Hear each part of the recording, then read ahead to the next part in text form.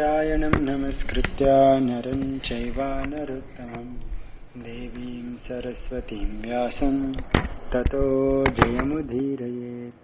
नष्टप्रायेषु अभद्रेषु नित्यं भागवतसेवया भगवती उत्तमश्लोके भक्तिर्भवति नैष्टिकी। कृष्णाय वासुदेवाय देवकी नन्दनाय च नन्दगोपकुमाराय गोविन्दाय नमो नमः। ॐ अज्ञानतिमिरान्धस्य ज्ञानाञ्जनशलाकया चक्षुरुन्मीलितं येन तस्मै श्रीगुरवे नमः। श्रीचैतन्यमनोभीष्टं स्थापितं येन भूतले स्वयं रूपा कदा मह्यं ददाति स्वपदान्तिकम्। वन्देऽहं श्रीगुरु श्रीयुतापदकमलं श्रीगुरून् वैष्णवांश्च श्रीरूपं साग्रजातं सहगणा रघुनाथान्वितं तं सजीवं साद्वैतं सावधूतं परिजनसहितं कृष्णचैतन्यदेवं श्रीराधा कृष्णपादान् सहगणा ललिता श्रीविशाखान्वितांश्च। हे कृष्णा करुणा सिन्धु दीनबन्धु जगत्पते गोपेशा गोपिका Kant Radhakant नमोऽस्तुते।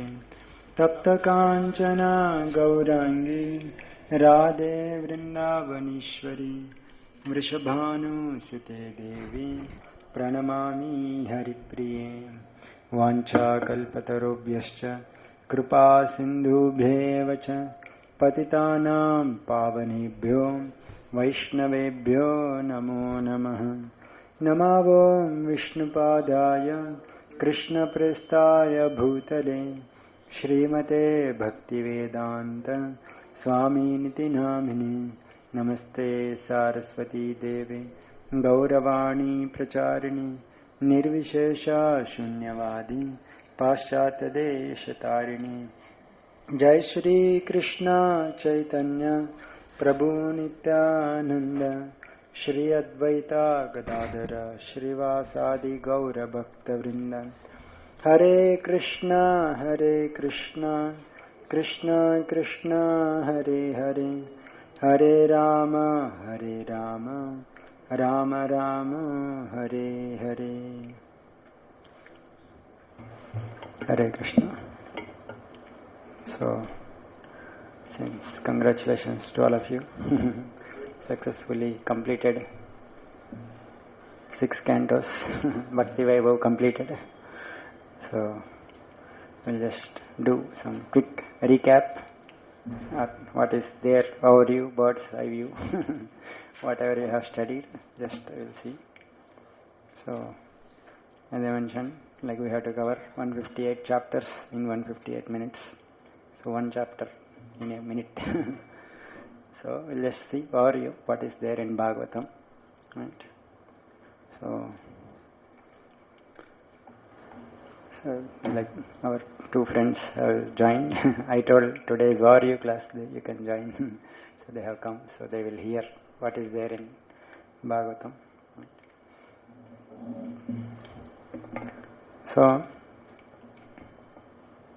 Bhagavatam like starts with 3 verses which are called as prelude, which kind of give the essence of Srimad Bhagavatam. So, these 3 are very important verses. Janmadyasya yatonvayaditarataschatteshvabhijñasvarat Tene brahma hrudayadikavaye muhyanti yat surayah tejo vari mrudam yata vinimayo yatra trisargo mrisha dhamna svena sada nirastakuhakam satyam param dhimahi.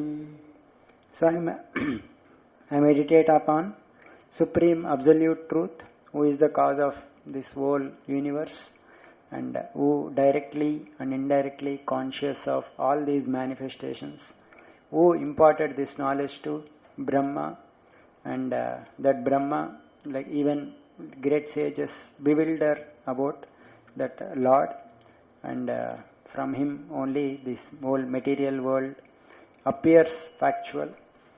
So, and he always exists in his spiritual abode. To that Supreme Lord, to that Supreme Truth I meditate upon. So this is the invocation, this first shloka, which is kind of what is the object of Srimad Bhagavatam is revealed, that meditating upon the absolute truth. And 5 important, and 5 different ways of analyzing this shloka is given by Vishwanath Chakravarti Thakur. So then, this is like giving the that Sambandha Jnana, which what is absolute truth, while what I will meditate. So then, next shloka is talking about the Srimad Bhagavat, importance of Srimad Bhagavatam scripture.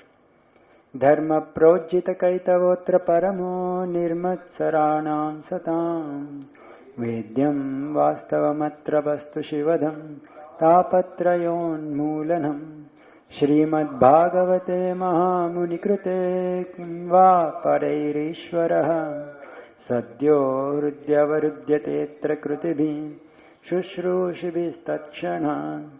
Right? So this Bhagavatam, Dharma Projita, it kicks out all religious principles, and it completely focuses on the highest Dharma, and it is for the people who are completely non-envious. And in this Bhagavatam, the Vastava Vastu, the real entity, is emphasized, which will remove all the Tapatraya. And it is written by Srila Vyasadeva, so what is the use of any other scripture? Right? So and then, this is like kind of practice or hearing Srimad Bhagavatam, and this is like Abhideya, and then what will happen by hearing Bhagavatam. Nigama kalpatarorgalitam phalam shukamukhadamrutadrava samyutam pibata bhagavatam rasamalayam muraho rasika bhuvi bhavukah. Nigama kalpataror, this Bhagavatam is the ripened fruit of all the Vedas, and it is like just like a fruit when it is stuck by parrot, it becomes more tasty. Like that it was spoken by Shuka, therefore it is liquid nectar. So therefore, Pibata Bhagavatam, drink this nectar, Bhagavatam, Muhuraho, again and again. Rasika Bhuvi Bhavuka, oh devotees who knows the mellows, please enjoy. Like that, these 3 are called prelude. Then, so these are like kind of give overall picture what Bhagavatam is talking about. So these are 3 verses are given. And then setting the scene where Shaunakadi Rishis, they are all sitting in a assembly there in Naimisharanya. Naimisharanya is very famous. There they made Suta Goswami as a speaker because he has lot of wonderful qualities. And then the sages, they started asking questions to, especially Shaunaka Rishi. So especially in this, in general it is mentioned questions of the sages. Here no mention of Shaunaka Rishi. So they are asking Suta Goswami questions. 6 questions kind of they asked. Right? So they initially praised Suta Goswami for his wonderful qualities. You are well versed. You are your gurus has revealed secret knowledge to you, and you are freed from all vices. So then they asked that, what is the ultimate good for the people in general? And then in general we are seeing Kali Yuga, people are Manda, Sumanda Matayo, Prayana, Alpaisha, Sabhya, very, very less, very less age they have, Manda Buddhi, Manda Bhagya. So therefore, what is the hope for them? So therefore, you have to, give us the essence of all the scripture in nutshell. And then, so what is the ultimate good and what is the essence of the scriptures? And then why did Lord appear in the womb of Devaki? We are very eager to hear, so that Lord they glorify. And this holy name is so powerful that even unconsciously when chanted they will get delivered. And devotees, they purify, their purification is more than even the Ganges. So therefore we want to hear this Krishna Kada. Please narrate about the Leela Avataras of the Lord, how which he performed. Please narrate about the Purusha Avataras. And although we have heard about the Supreme Lord again and again, we are not yet satisfied. So Krishna and Balram, they have appeared and just like ordinary human beings, and they performed acts. So and since Kali Yuga has begun, we have come here to perform sacrifice, and we are very fortunate to meeting you. So in this age, after Krishna's departure, whom do the religious principles take shelter? So for that, first, these are the 6 questions that are asked. These 6 questions are answered in 2nd and 3rd chapter. Right? Very whatever in general any scripture, if he wants to present what it needs to convey, that message is there given in the beginning only. So like that, Bhagavatam is a huge scripture. For that, the essence, what Bhagavatam wants to convey, is given mostly in 2nd chapter. So this is the most important chapter. All the questions are answered in 2nd chapter. Right? So what is the highest truth? So Sutta Goswami, he began by offering obeisances to Shukadeva Goswami and praised them for their asking questions. And then what is the highest occupation or highest benefit people will get, that he is answering.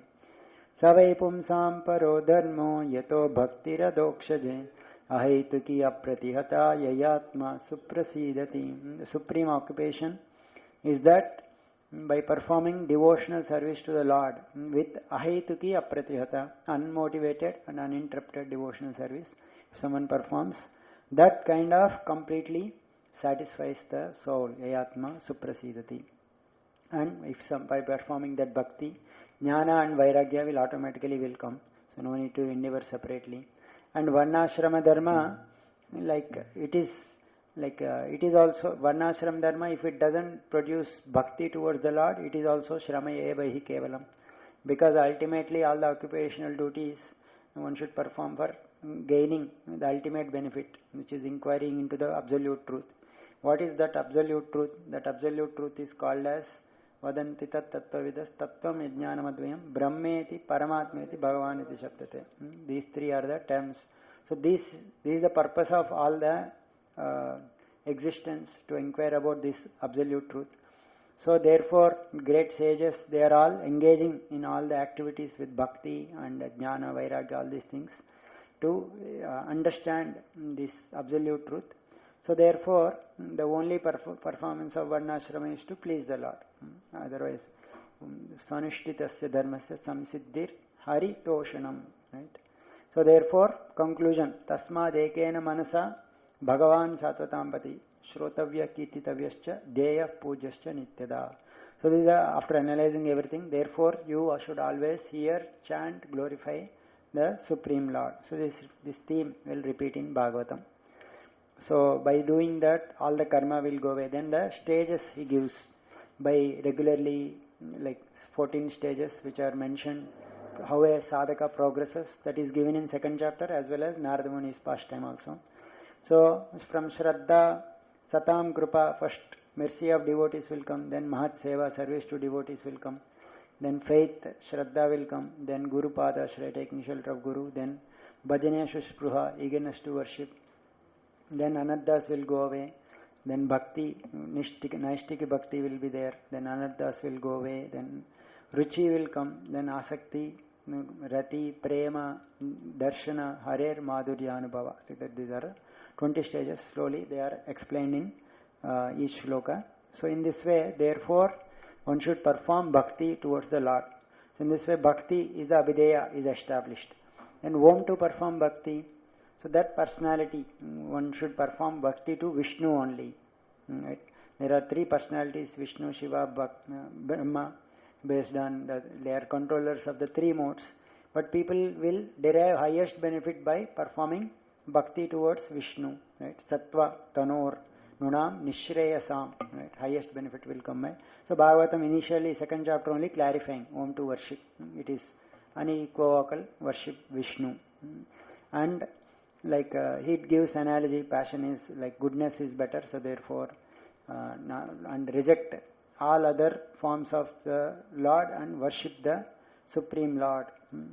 And Vasudeva Para Veda, Vasudeva Paramaka, Vasudeva para yoga, Vasudeva para kriya. So in that way, Vasudeva is the ultimate shelter, so take shelter of Vasudeva.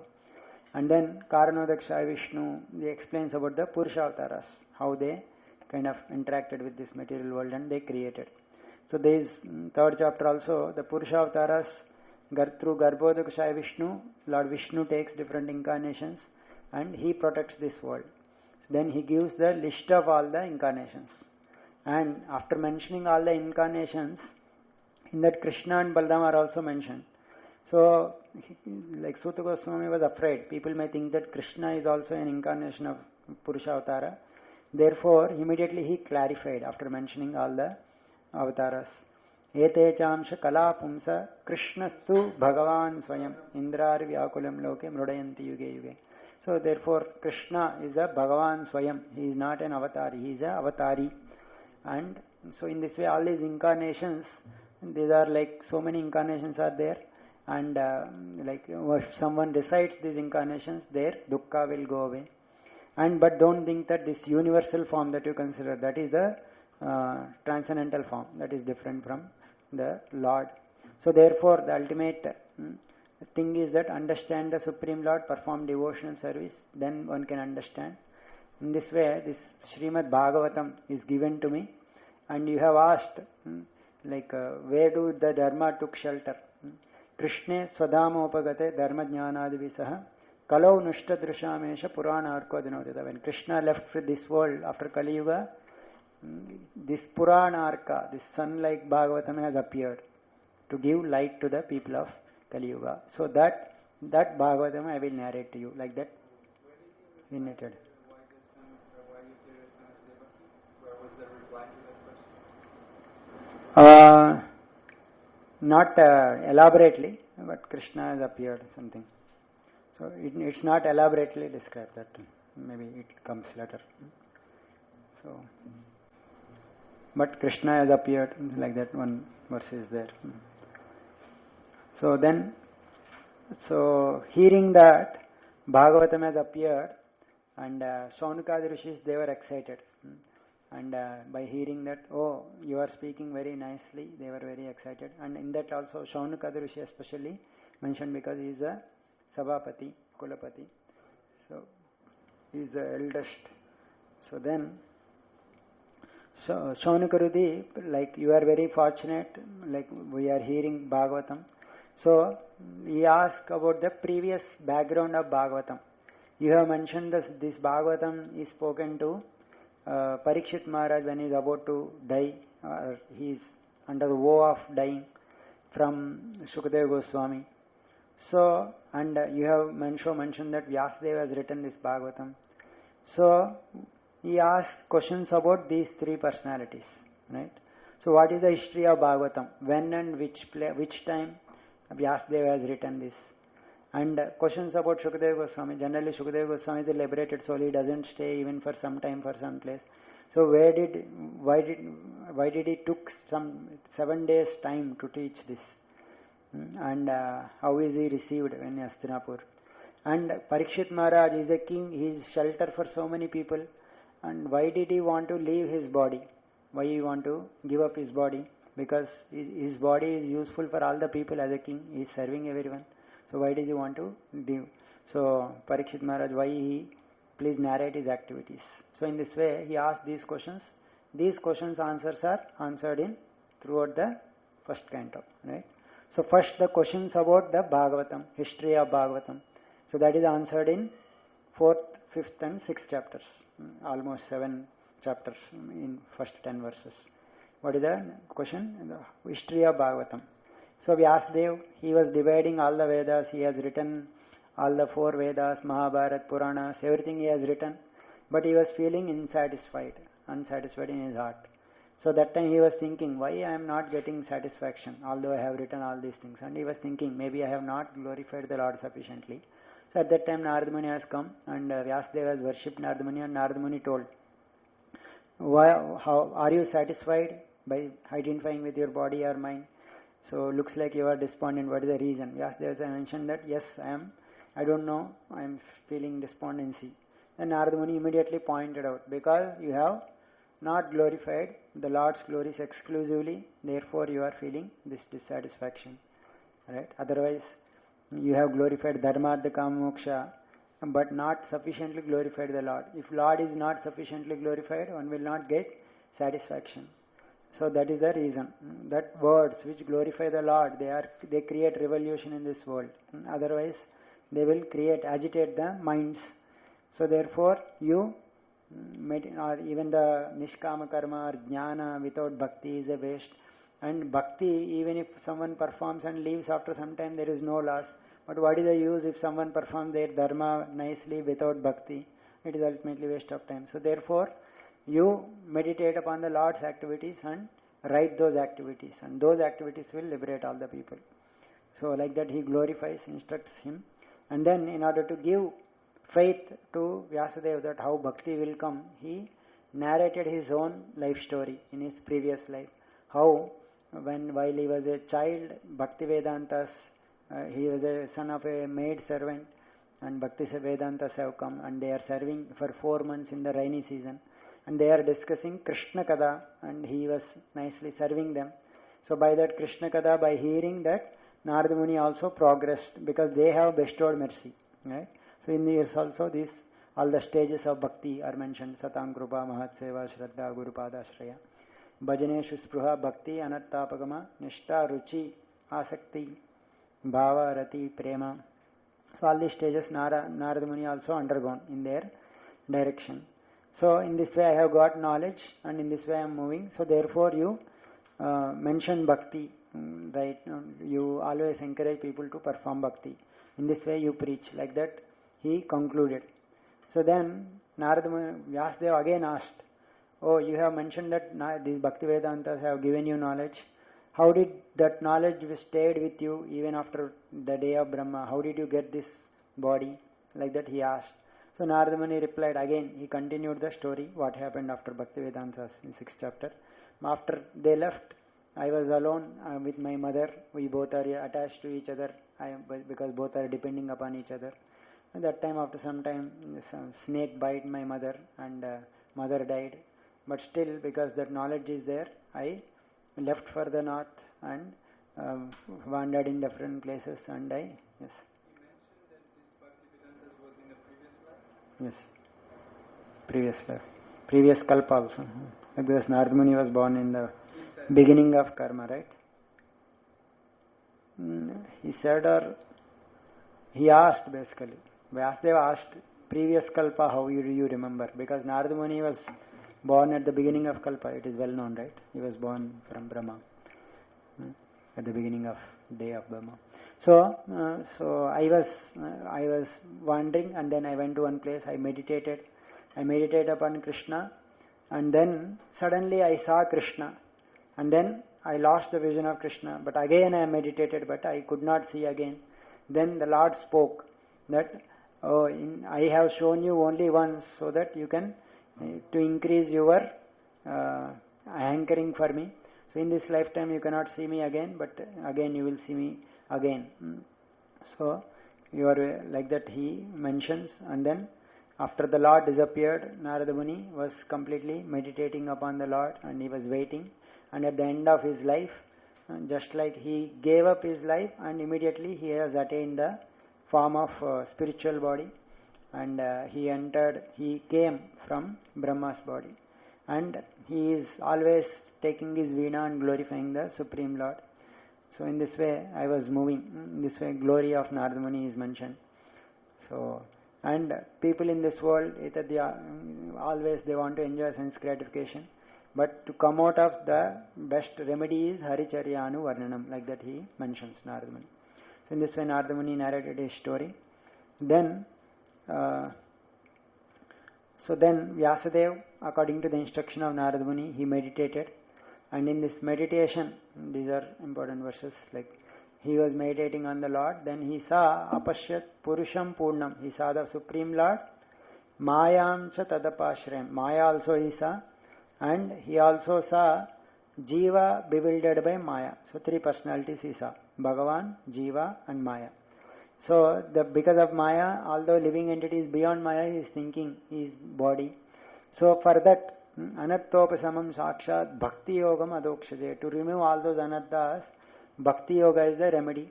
But what is the matter is that people doesn't know about it. Bhakti yoga is the remedy for all the miseries.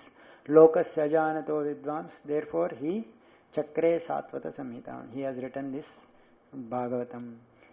Just by hearing Yasyam vai Shruyamanayam Krishne Parama Purushe Bhakti Rutpadyate Pumsa Shoka Moha Bhayavaha. Just by hearing Bhagavatam, Bhakti for Krishna will develop, Shoka Moha Bhaya will go away. So that is the result that is mentioned. So this Bhagavatam he has written and he made it Shukadeva Goswami to understand, and Shukadeva Goswami also very much understood it. So at that time Shunaka Rishi asked, oh, we have heard Shukadeva Goswami is a liberated soul and he is beyond three modes. Why did he took effort to understand Srimad Bhagavatam? Means why did he took understand the Lord's glories? Then Sutta Goswami mentioned, Atma Ramascha Munayo Nirgrandha Apyurukrame Ahaitu Kurvanti Ahaitu Kim Bhaktim Ittam Bhuta Guno Hari. Even great Atma Ramas, they perform bhakti towards the Lord. So therefore Shukadeva Goswami also performed bhakti. So in this way, since Shukadeva Goswami performed bhakti and he became bhakta, he became dear to devotees and devotees became very much dear to him. So in this way Shukadeva Goswami understood this.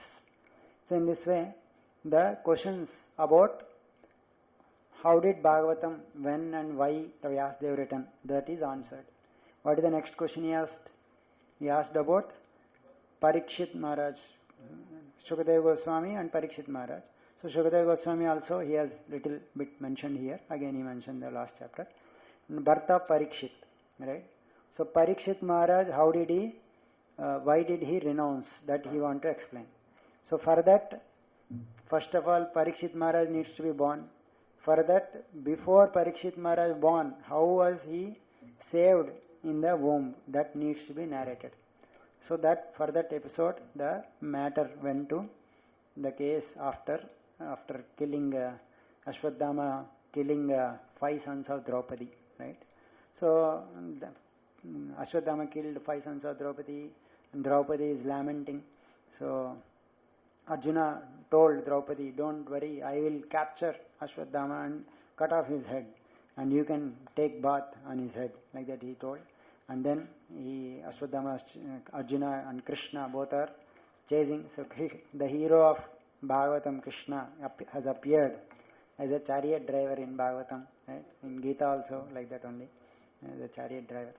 So he was driving Arjuna and suddenly Brahmastra has attacked Arjuna, and Arjuna was immediately, after seeing this Brahmastra, immediately he turned to Krishna and offered prayers.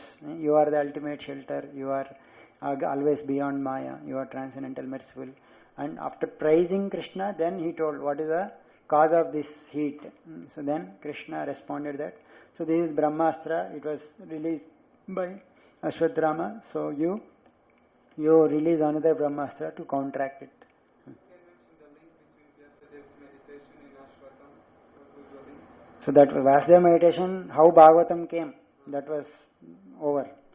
Now he needs to narrate about Parikshit's question. 3 questions were asked in 4th chapter. So Vyasadeva, why Bhagavatam was written is answered. Why Parikshit want to renounce his... for the second question he started Ashwadama, because how Ashwadama is trying to kill Ashwadama, narrate. So therefore you counteract this Brahmastra, and Arjuna counteracted that Brahmastra and captured Ashwadama, and Krishna told Ashwadama to kill, but Arjuna did not want to kill immediately. Right? He brought him back, and Draupadi he was kept, and like Krishna also kind of giving, he is a Brahma Bandhu, he is a wretched, he has you also promised Draupadi you will kill, he is a murderer of your family, so therefore kill. But Arjuna did not willing to kill by a Brahmana. And Draupadi also, she spoke that as soon as she saw, although he is a killer of her own sons, but still seeing Ashwadama being bound like an animal, Immediately he told that, oh, it is not, release him, he is a Brahmana, he is spiritual master, by his mercy only, his father's mercy only will end all this art. And Grupi will not be happy, and there is no good son, there is no son for Grupi. So, she should not cry, and it is not good to kill Brahmanical families. So therefore Yudhishthira also agreed, but Bhima did not agree. So therefore Krishna told Arjuna, you have to satisfy both the parties. Then Arjuna, he cut off the money, right? So in this way he solved. Yes. Mahabharata, some of the details are not there in even Mahabharata also. After the war. But I mean, in Bhagavatam, the detail is not here. Yeah, even in Mahabharata also these details are not there. Some details not there in there, some details not there here, like that. Okay. So then Pandavas, they are all lamenting, and because so many people were killed, and then everyone, sages and our Krishna, they were all pacifying them, and then Yudhishthira Maharaj's glory is mentioned. He is like he was performing. He is always keeping Krishna in his mind and performing horse sacrifices. So then at that time Krishna wanted to depart to Dwarka, right? So that time while he was moving, immediately Uttara came running and took shelter of the Lord. Oh Lord, you are the only shelter. Some fiery weapon is approaching me, please protect me. So then Krishna immediately, he entered into the womb of this Uttara and saved him. So he saved him wonderfully in this way. Parikshit Maharaj saved. So Kunti Maharani, she came and started offering prayers to Krishna because he saved, Krishna saved. So wonderful prayers of Kunti. You are the ultimate shelter. You are Pankajanabha. Like all these, so many calamities have come to me. But let those calamities come again, because if I remember you, there is no Bhavadarshana. Right? She is praying for calamities. And then who can, only a person who is not proud can only feelingly call the Lord Janmeshwarya Sutashribir, and you are Akinchana Vitta, and you are equal to everyone, and you appear for various reasons, and she will remember. I remember the scene of you are fearing by Yashoda, and you appear for various reasons, but the main reason is to propagate the devotional service. Shunvanti gayanti grunanti abhikshnashah. So I want more association. If you leave now, at that time so many enemies are there. If you leave, how can we live? Whatever fame Pandavas we are enjoying, that is because of you only. So therefore this will not, if you leave, we don't shine anymore. So therefore, but if you go, if you stay here, my maternal people will, like my father, paternal people, like my brother, and they will all suffer. But if you are here, if you go, we will suffer. But actually all these things, they are all coming from material relationships. Actually, please cut off all these material relationships. Ata Vishvesha Vishwatman Vishwamurte Swakveshme Sneha Pashan Imam Chindi Drudham Pandishu Vrishnishu. Right? Cut off all my relations. So do you want to relieve relationships from my devotees? No, I want relationship as a devotees. Right?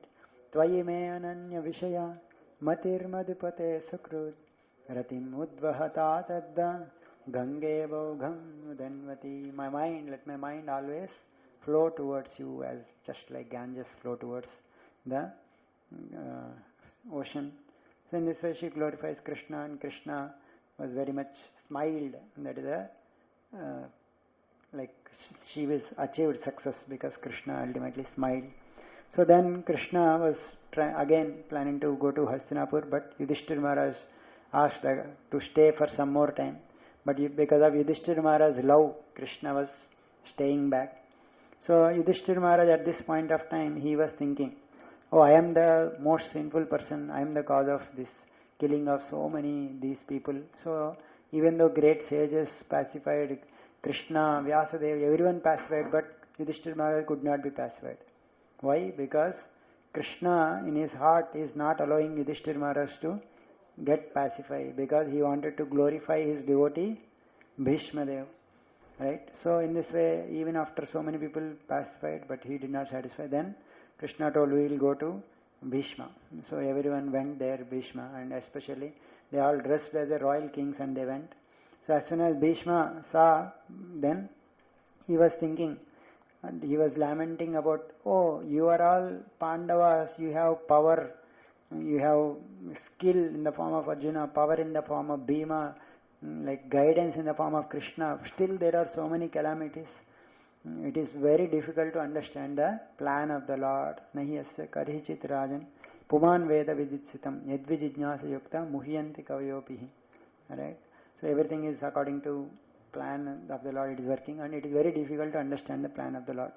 So then he glorified Krishna, Krishna's wonderful qualities, and then let that Krishna be there while I am departing this world. So and he instructed Yudhishthira Maharaj in various dharmas, and then the time has come where he was about to leave. So that time Krishna was there in front of him. Then he offered his beautiful prayers, Bhishma, to Krishna. Right? So let me invest my thinking, feeling and willing in Krishna. Let me have Rati for thus Padasaradi form of the Lord. He remembers, right? Vijaya Sakha, Padasaradi, how is he driving? He remembered how, in order to keep my promise, he even renounced his own promise. And he was coming, and he especially remembered how Krishna was running him to kill Bhishma by taking his chakra. Let my mind always go to that form of the Lord. And he even glorified Gopi's love, remembered, because he wanted their mercy also. And Rajasu Yajna, how he was worshipped Krishna. So in this way now, I will meditate upon Krishna. In this way, Bhishma completely meditated on Krishna and he departed.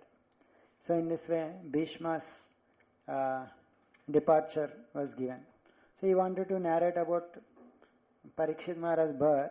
After narrating Parikshit's how he was saved, again like Shuta Goswami is narrating how Krishna and he was going into these things. Again Shaunakadi Rishi replied, in this he asked about Maharaj Yudhishthir, he got the kingdom, how he ruled very nicely, right?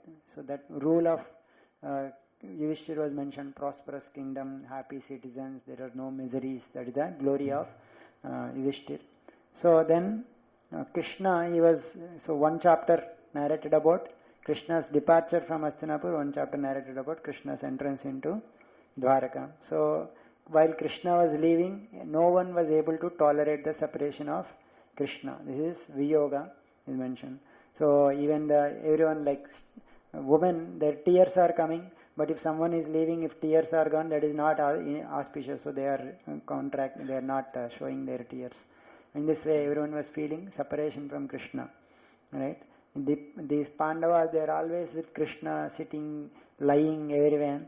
So even if a person by satsanga, if he has removed all the bad habits, he doesn't want to leave satsanga.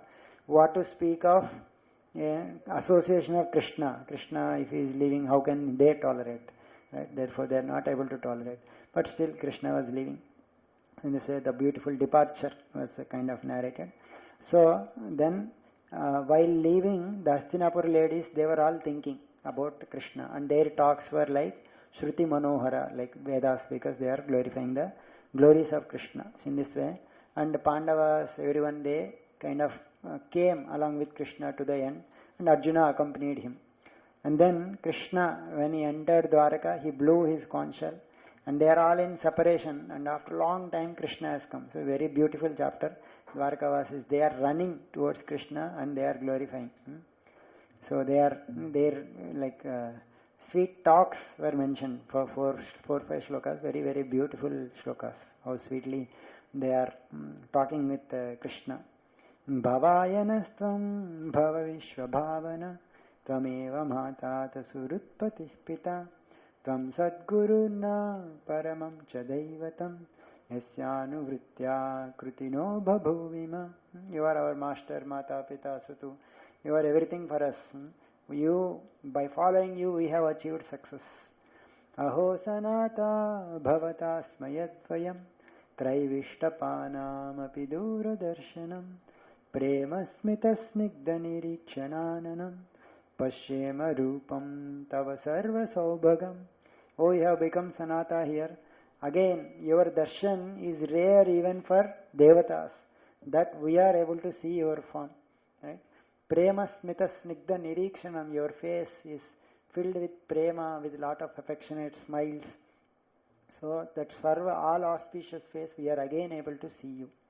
And you are always if you always go to Mathura, Vrindavan, not staying in Dwarka, how can we leave? So please, oh Lord, please don't go often. And they are lovingly, mildly chastising the Lord. Don't go like that. And katham vayam nata chiro shite tvayi prasanna drushtya khilatapa shoshanam jive mate sundaraha sashobitam apashyamana vadanam manoharam. How can we recite without seeing your beautiful lotus face and smile? So it is just by seeing you, all our miseries will go away. So in this way, mildly, very lovingly, Dwarkavasis, they addressed Krishna, and Krishna very acknowledged their love and smiled, reciprocated according to each of them, and he entered into Dwarka, and there is a huge celebration in Dwarka after Krishna's arriving. And Krishna is received by different personalities in different ways. Women of Dwarka, they were very much enjoying the beauty of Krishna. Shriyo Nivaso Yashora Panapatram Mukandrusham Bahavo Lokapalanam Saranganam Padambujam. In this way, beauty of Krishna is narrated. And so the Devaki mothers, they received Krishna, and milk automatically started flowing. And then queens, the wives, they are all very shy to directly, they send their sons, and then the sons are embraced, and that is like their embrace. So in this way, they always, although Krishna is always with him, but they are always feeling that although Krishna lotus feet, they are always seeing, but they are always feeling newer and newer mellows in seeing Krishna's lotus feet. So, and there, they, although they are very attractive, smiles, everything, but they could not attract Krishna's senses. Krishna is attracted to them only because of their love, not because of their beauty, right? So in this way, he is beyond these modes. Even the devotees of the Lord, they will not get attracted to material things. How can the Lord will attracted? So in this way, that is mentioned. So in this way, beautifully, some glimpse of 10th canto is given in first canto, how Krishna's pastimes are beautiful. So then, again, Shaunaka Rishis, they again brought the subject back to matter. So please narrate how Parikshit was born, saved from this thing. So we want to hear about Parikshit. Then again, Sota Goswami, he glorifies Yudhishthir Maharaj because in order Parikshit Maharaj to be born, Yudhishthir Maharaj and they all has to retire. So in that family only he was born. So Yudhishthir wonderfully ruling. He was not at all attached to kingly opulences. His mind is, although he is a king, his mind is always with King Krishna only. And this Parikshit, he saw the Lord in his womb while he was in womb. So he saw that beautiful form of the Lord in his womb. Angushtamatram amalam, Swarat Purata Maulinam, Apicha Darshanam Shamam, Tadit Vasa Samachitam. The Lord is moving here and protecting him. So he was born after birth rites were performed, and because he was protected by Vishnu, he was called as Vishnu Rata. And as soon as he was born, Yudhishthira asked, "Oh, is this child will honor the glory of our family?" Then Brahmanas, they said, he will be having so many wonderful qualities. He is like Ikshvaku in maintaining everyone, Rama in worshipping Brahmanical qualities. So he compared to all the different personalities. So he will be great performer. And he also mentioned he will be killed by Dakshaka because at that time he will surrender to the Lord. That also he mentions. So Yudhishthira Maharaj pacifies Brahmanas. And Parikshit Maharaj, he was in this way, he was growing in that family. So Yudhishthira Maharaj wanted to perform a sacrifice. There was no wealth. That time Krishna directed him to get some wealth from Maruts. So in this way they performed Yudhishthira. So in order to narrate Parikshit Maharaj's activities, how he became king should be narrated. How Pandavas retired and how he became king needs to be narrated. So for that, how initially Dhritarashtra departed, then Krishna departed, then Pandavas departed. All these things will be narrated. So Dhritarashtra's departure was narrated. So Dhritarashtra, Vidura came after pilgrimage, and he was came here, and Yudhishthira Maharaj very wonderfully welcomed him. Bhavadvida Bhagavata Tirtha Bhuta Swayam Vibho Tirthi Kurvanti Tirthani Swantastena Gadabhrita. Right? You purify even the holy places because you carry Lord Vishnu in your heart. In this way wonderfully received Vidura, and Vidura stayed there. And Vidura, only purpose of Vidura coming is to deliver Dhritarashtra, right? So after some time, Vidura started narrating to Dhritarashtra that the fearful time has come, old age has come, you are about to die, still you are moving without any shame. You are living just like a dog in the home of Bhima. He is just giving some food and you are eating.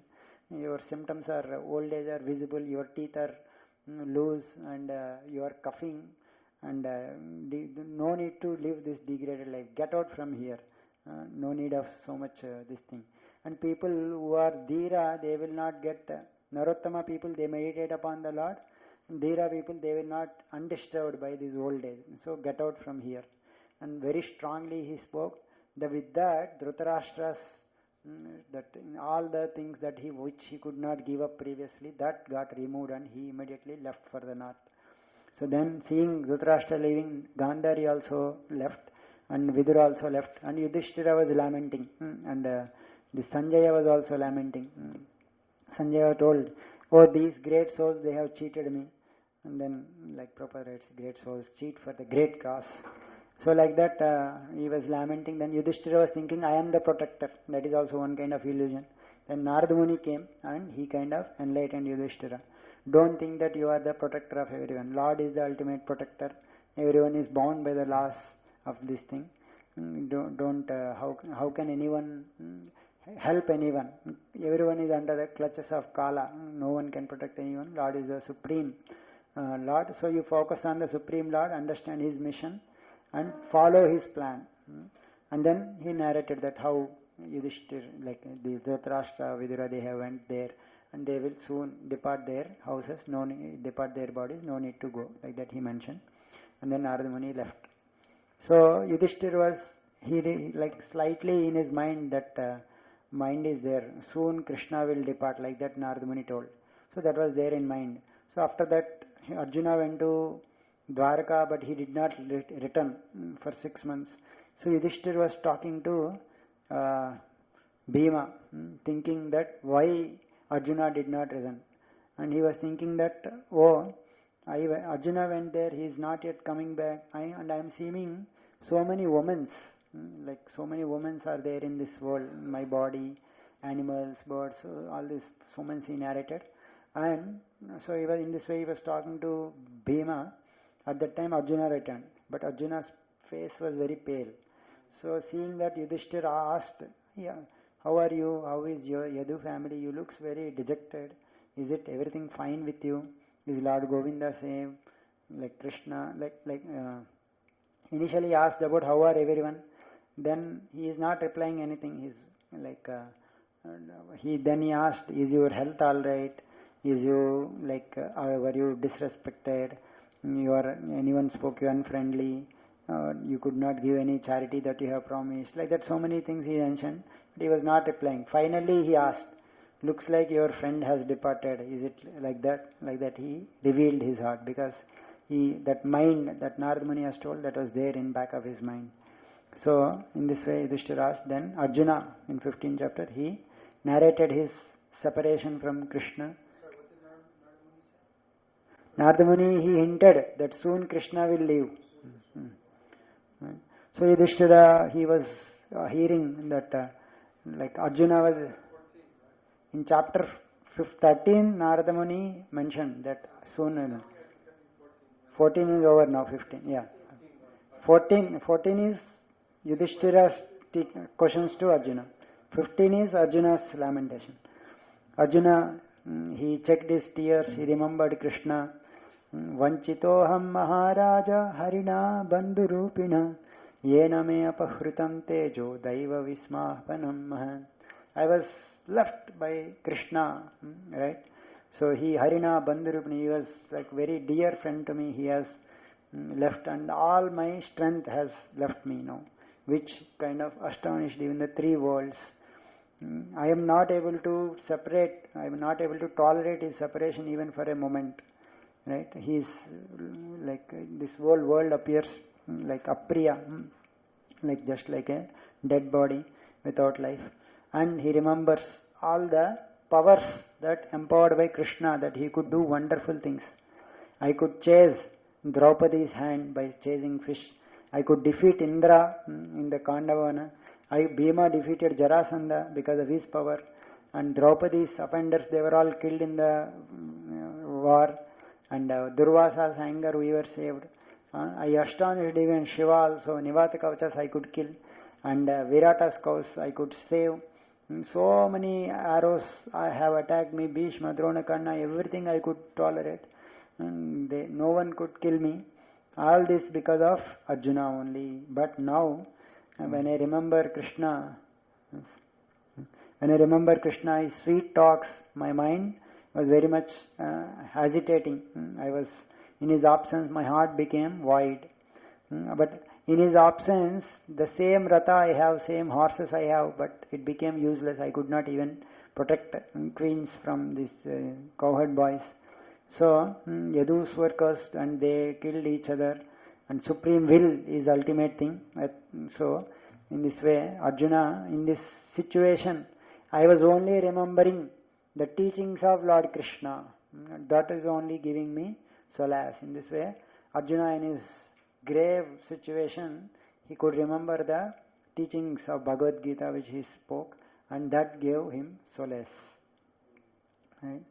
So in this way, Yudhishthir, after hearing all this from Arjuna, immediately he could understand what to do. Since Krishna has left, I also need to leave. Immediately he left the kingdom, and then Arjuna and others, everyone, they also left everything. And Yudhishthira Maharaj, he enthroned Parikshit in Hastinapur and Vajra in Mathura. In this way he left. And all the Pandavas, they followed, and Draupadi and Subhadra also followed. Here only it is mentioned that everyone has to fly their own plane. Although Yudhishthira, everyone, they are all together, but at the end of life, Draupadi and Subhadra, they have to leave on their own only. So everyone has to fly their own plane, right? So in this way, the departure of the Pandavas was mentioned. Then Maharaj Parikshit, he became a king, right? So after this man. So he was wonderfully ruling, he married, he performed sacrifices, and he chastised Kali. So then as they heard, Kali was torturing bull and cow and he chastised. Then Saunaka asked question, oh, why he only chastised, why he did not kill them? So narrate about these activities of Parikshit. Then he narrated how Parikshit Maharaj chastised the Kali. Right? Parikshit Maharaj was moving in his kingdom, and wherever he is going, he is hearing about the affectionate relationship between Krishna and Pandavas.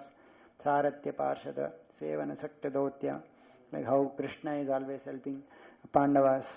And at that time he saw a scene in that cow in the form of like Bhumi in the form of cow, Dharma in the form of bull. They were discussing with each other, and Dharma is asking Bhumi, cow, 16th chapter there is asking cow, like, why are you lamenting? Is your friend in distant way? Yeah, like that, so many questions he asked. In general, referring to how in Kali Yuga people suffer. And then, then Bhumi expresses that, oh yes, I am lamenting for you also, your dharma is removed now. But my main lamentation is that Krishna has left me now. Right? So Krishna, he relieved me and I was not feeling separation. But now he left me. Who can tolerate separation from Krishna? Kava saheta viraham purushottamasya premavaloka ruchirasmita valgu jalpai stairyam samanamaharam madhumananina romotsavo mamaya dhangri vitankataya. Who will tolerate the separation from Krishna? In this way they were both are talking. And Parikshit Maharaj saw and he approached them. Why? Asked them, why, who are you? Why you are lamenting? Who is this person who is torturing you? And he asked several ways. I have never seen you lamenting like this. Please narrate who has cut off your legs. I will immediately punish. You just point out he is the cause of your suffering. I will just punish him. But Dharma did not point out he is the cause of my suffering, because he told that we are suffering because of various philosophies say various ways for the reasons of our suffering, and we don't know the root cause. Ultimately, the root cause is the will of the Lord. So we cannot understand ascertain the cause apratarkya dhanidesha. So in this way, when Parikshit could understand that he is not pointing out the cause of his suffering, immediately he understood that he is bull, dharma only. You are dharma only. You are speaking because you know that pointing out some person is like he will also attain the adharma. So it is by Lord's energies are inconceivable. So your 4 legs are lost. Now only with 1 leg you are moving. I will immediately punish this person. Like that he was about to punish Kali, but Kali immediately surrendered. So Parikshit Maharaj was saying, I was killing everyone, but this Kali escaped his death by surrendering to me. But still Parikshit told that you cannot stay in my place. Then he asked for places. He gave 4 places, but still those 4 are not enough. He asked more place. Then he gave falsity that wherever excess gold is there, he can stay. So in this way. So therefore, these 4 things are forbidden, right? So ataitani na seveta bubushu purushak kvachit visheshato dharmashilo raja lokapatir guru. Whoever is leaders, brahmana, kshatriyas, they should never indulge in these 4 principles, right? What are the 4? That siyah, pana, suna, like 4 regulative principles that we follow, right? All these things. So then in this way, he wonderfully ruled Parikshit. So after narrating that, Parikshit Maharaj, he has wonderful consciousness he has, and he, although like he was completely dedicated to the Lord, so at the time of death also he was not bewildered, right? So, and Parikshit Maharaj especially, even though he allowed Kali, he ruled in such a way that he all the good qualities of Kali were manifested in his rule. This is 17th chapter starting. 17. So Kali is fearful for the less intelligent, but Parikshit Maharaj saw the good thing in Kali Yuga. Only bad things need to be done, but good things need to be taught, and then also it will fulfill. So in this way, he was giving this thing. So then Sutta Goswami, again, Shaunaka Rishis, they asked, now 18, yes. So then they asked, we are performing this sacrifice, but this Shravanam is more beautiful, and your association we are very much benefiting. We will satisfied by hearing Krishna Kada, and so you are very nicely narrating Krishna Kada. Please narrate about how Parikshit Maharaj has attained, what is the reason for this thing. And he glorifies Krishna Kada, like by chanting Krishna's name, although we are low born, we are able to glorify. So Krishna is very wonderful. The great Paramamsas, they are always attached to Krishna. So Sutta Goswami basically replying, asking for the questions of Shaunaka Rishis. Initially glorifies Krishna Katha, I will narrate Vishnu's pastimes. Then Parikshit Maharaj's story, he started narrating how Parikshit once went for hunting, he became tired, he went to Shamik Rishi's ashram. He asked for water, he did not give, he put a snake. Then Shrungi became angry and he cursed. And then Shamik Rishi regretted that curse and not welcomed actually, because Samika told that devotees are very forbearing. He will not, like Parikshit Maharaj will not retaliate. He was a Mahabhagavata, because therefore he will not retaliate. Tiraskrita vipralabdha shapta kshipta hatapi nasya tat pratikurvanti tadbhakta prabhavopihi.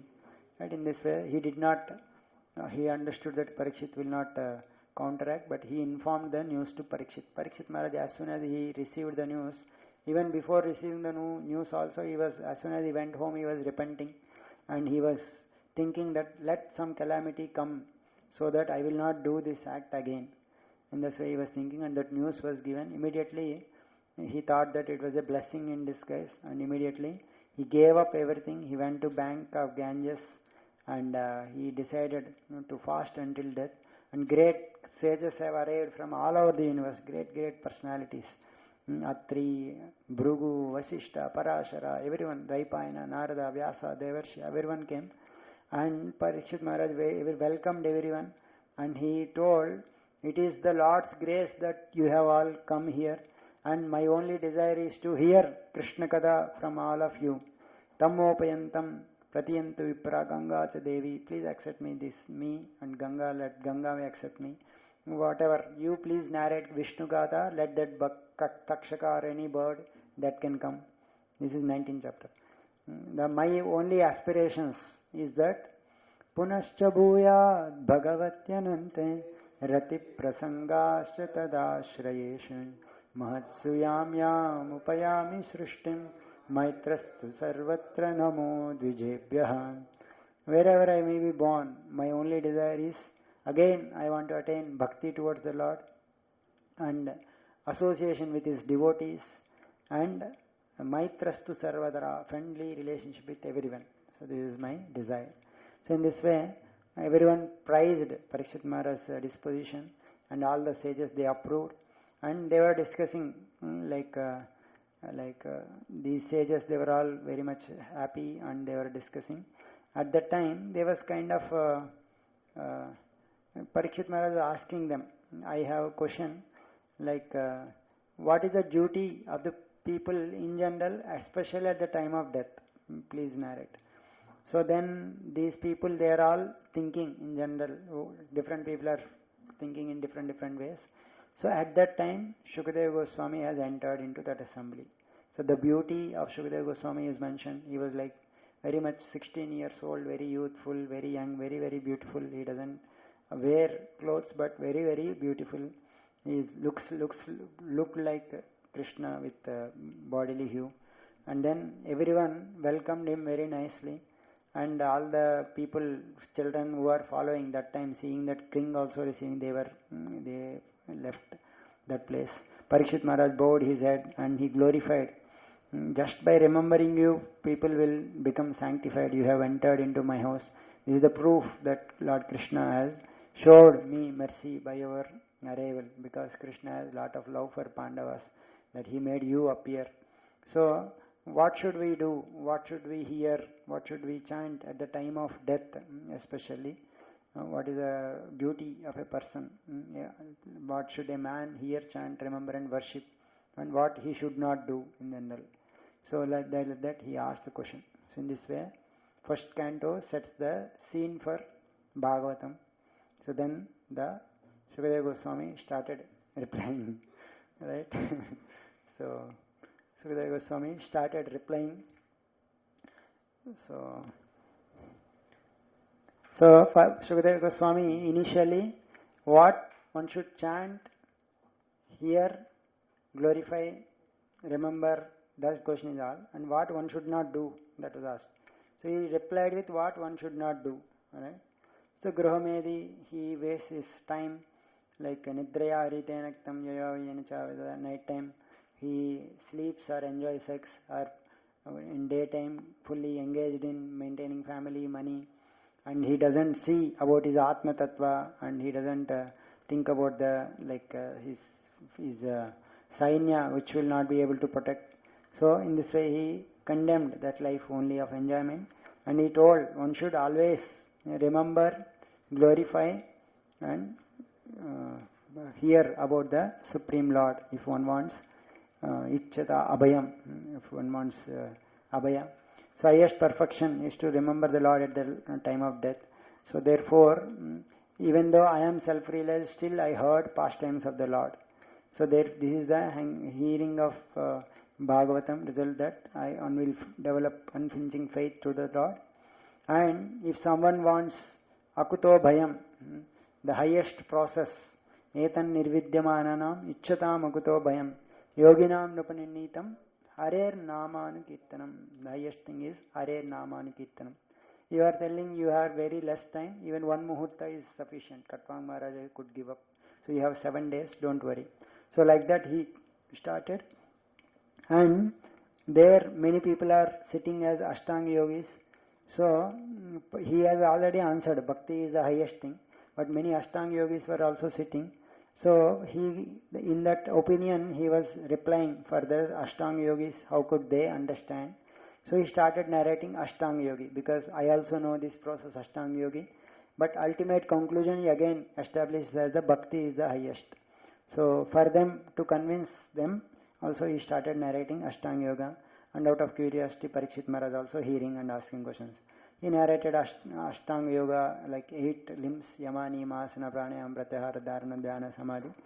And Dharana, one should meditate upon the universal form. He gave the description of the universal form. And if one's heart is little bit purified, one can meditate on the form of the Lord. So after mentioning that dharana and this thing, people like karma kanda they perform so that they will achieve heaven, but that is rejected. That is no need. What is the use of performing all these endeavors to get these things? Is there earth is flat, what is the use of cots and bed? When you have horns, what is the use of pillows? So all those things, why you need to go to flatter, proud rich men? So, chapter 2, yes. So in this way, you meditate upon the Supreme Lord in the heart. So there are 2 things. One is, if heart is purified, then meditate on the form of the Lord. If heart is not purified, meditate on the universal form. So then that meditation is mentioned, and Shatchakra Yoga, he will get liberation, Krama Mukti. So then Karma Bhukti, he goes to various planetary systems, Vaishvanara, Sushumara, Maharloka, and then he will attain impersonal liberation. So after mentioning that liberation, but the most auspicious thing is bhakti. So therefore, you perform bhakti. Even Brahma also reviewed scriptures for 3 times, and he concluded that the bhakti, rati for the Lord which will attain, that is the highest perfection. Therefore, practice sadhana bhakti. Again he concludes, Tasmat sarvatmana ajan hari sarvatra sarvatra shrotavya kirtitavyascha smartavyo bhagavan runa. So therefore always hear Bhagavatam, he narrates. And then he also says there are so many worship of the Lord. So worships Lord Vishnu. All the devatas you can worship for various desires. One devata, one desire they will fulfill. But whether you have desires or not, akama sarva kama moksha kama udari tivrena bhakti yogena yajeta purusha param, worship the Supreme Lord. And even worship of the devatas, it will give highest benefit if it involves association with the devotees, right? That is how it will benefit. So if someone gets the association of devotees, even the worshippers of devatas will become devotees in that way. That is auspicious. And that till that time, and that is so that is Bhagavat Sangha will create that bhakti. So, and in this way he glorifies the path of bhakti. Then Saunikadi Rishis, inspired by Suta Goswami to speak more, they speak to encourage. So Suta Goswami, they encourage that this time is getting wasted by sunning and setting and sun. So you please glorify the glories of the Lord. And what is the use of living long life, like trees are living, blacksmith, bellows are living, animistic life, people, they are like animistic life if someone doesn't perform. And all the limbs are condemned if they are not, doesn't engage in bhakti, right? And then heart is also steel framed if it doesn't melt. So like that, all the limbs he kind of mentioned to encourage bhakti. Then Suta Goswami, again, he narrated what happened next. So Parikshit Maharaj was focusing on Krishna, hearing. He gave up all the things related to all this kingdom, Atmajaya, Sutagar, everything, and he was fixed in renunciation. Then Parikshit Maharaj asked several questions about Purusha Avtaras, how it is, universe, maintenance, creation, everything takes place. That Sukadeva Goswami, she started replying. So initially Sukadeva Goswami did not offer prayers, but now he again offered prayers to the Supreme Lord, and then started narrating Bhagavatam. So Sukadeva Goswami's prayers, wonderful prayers to Supreme Lord was mentioned. Right? So then he started narrating about the Purushavasaras, the conversation between Narada Muni and Brahma. So Narada has approached Brahma and asked, "You looks like you are the supreme, and you are creating creating everything.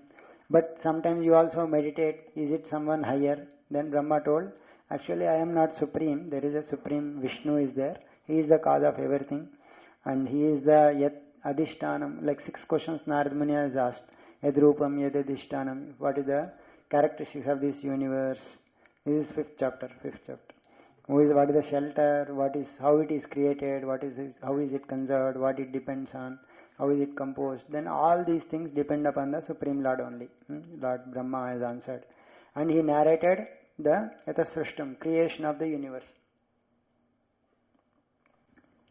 Karana Srishti, 24 elements. How when Vishnu glances upon Pradhana, the 24 elements come. That he narrated.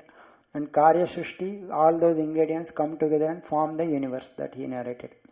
Then Purusha Sutta confirmed, where all these elements, actually they are coming from the Supreme Lord, from the Supreme Lord limbs only.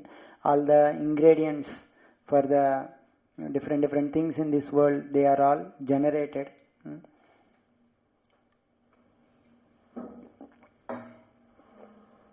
Then he narrates about the Ekapada Vibhukti, Tripada Vibhukti. This material world is Ekapada. There is another world, spiritual world. And Lord is the cause of all these things.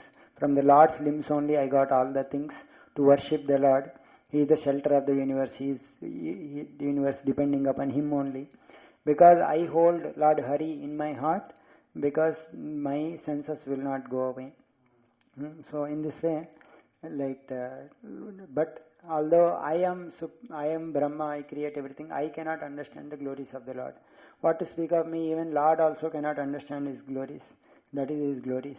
He has so much wonderful glories. Still, whatever extent we can glorify, we will glorify. So in this way, I have described how Lord created all these things, but the Lord's Leela Avataras are more pleasing, so I will narrate about Leela Avataras. Then in 7th chapter, he narrated about all the Leela Avataras of the Lord. And since Krishna is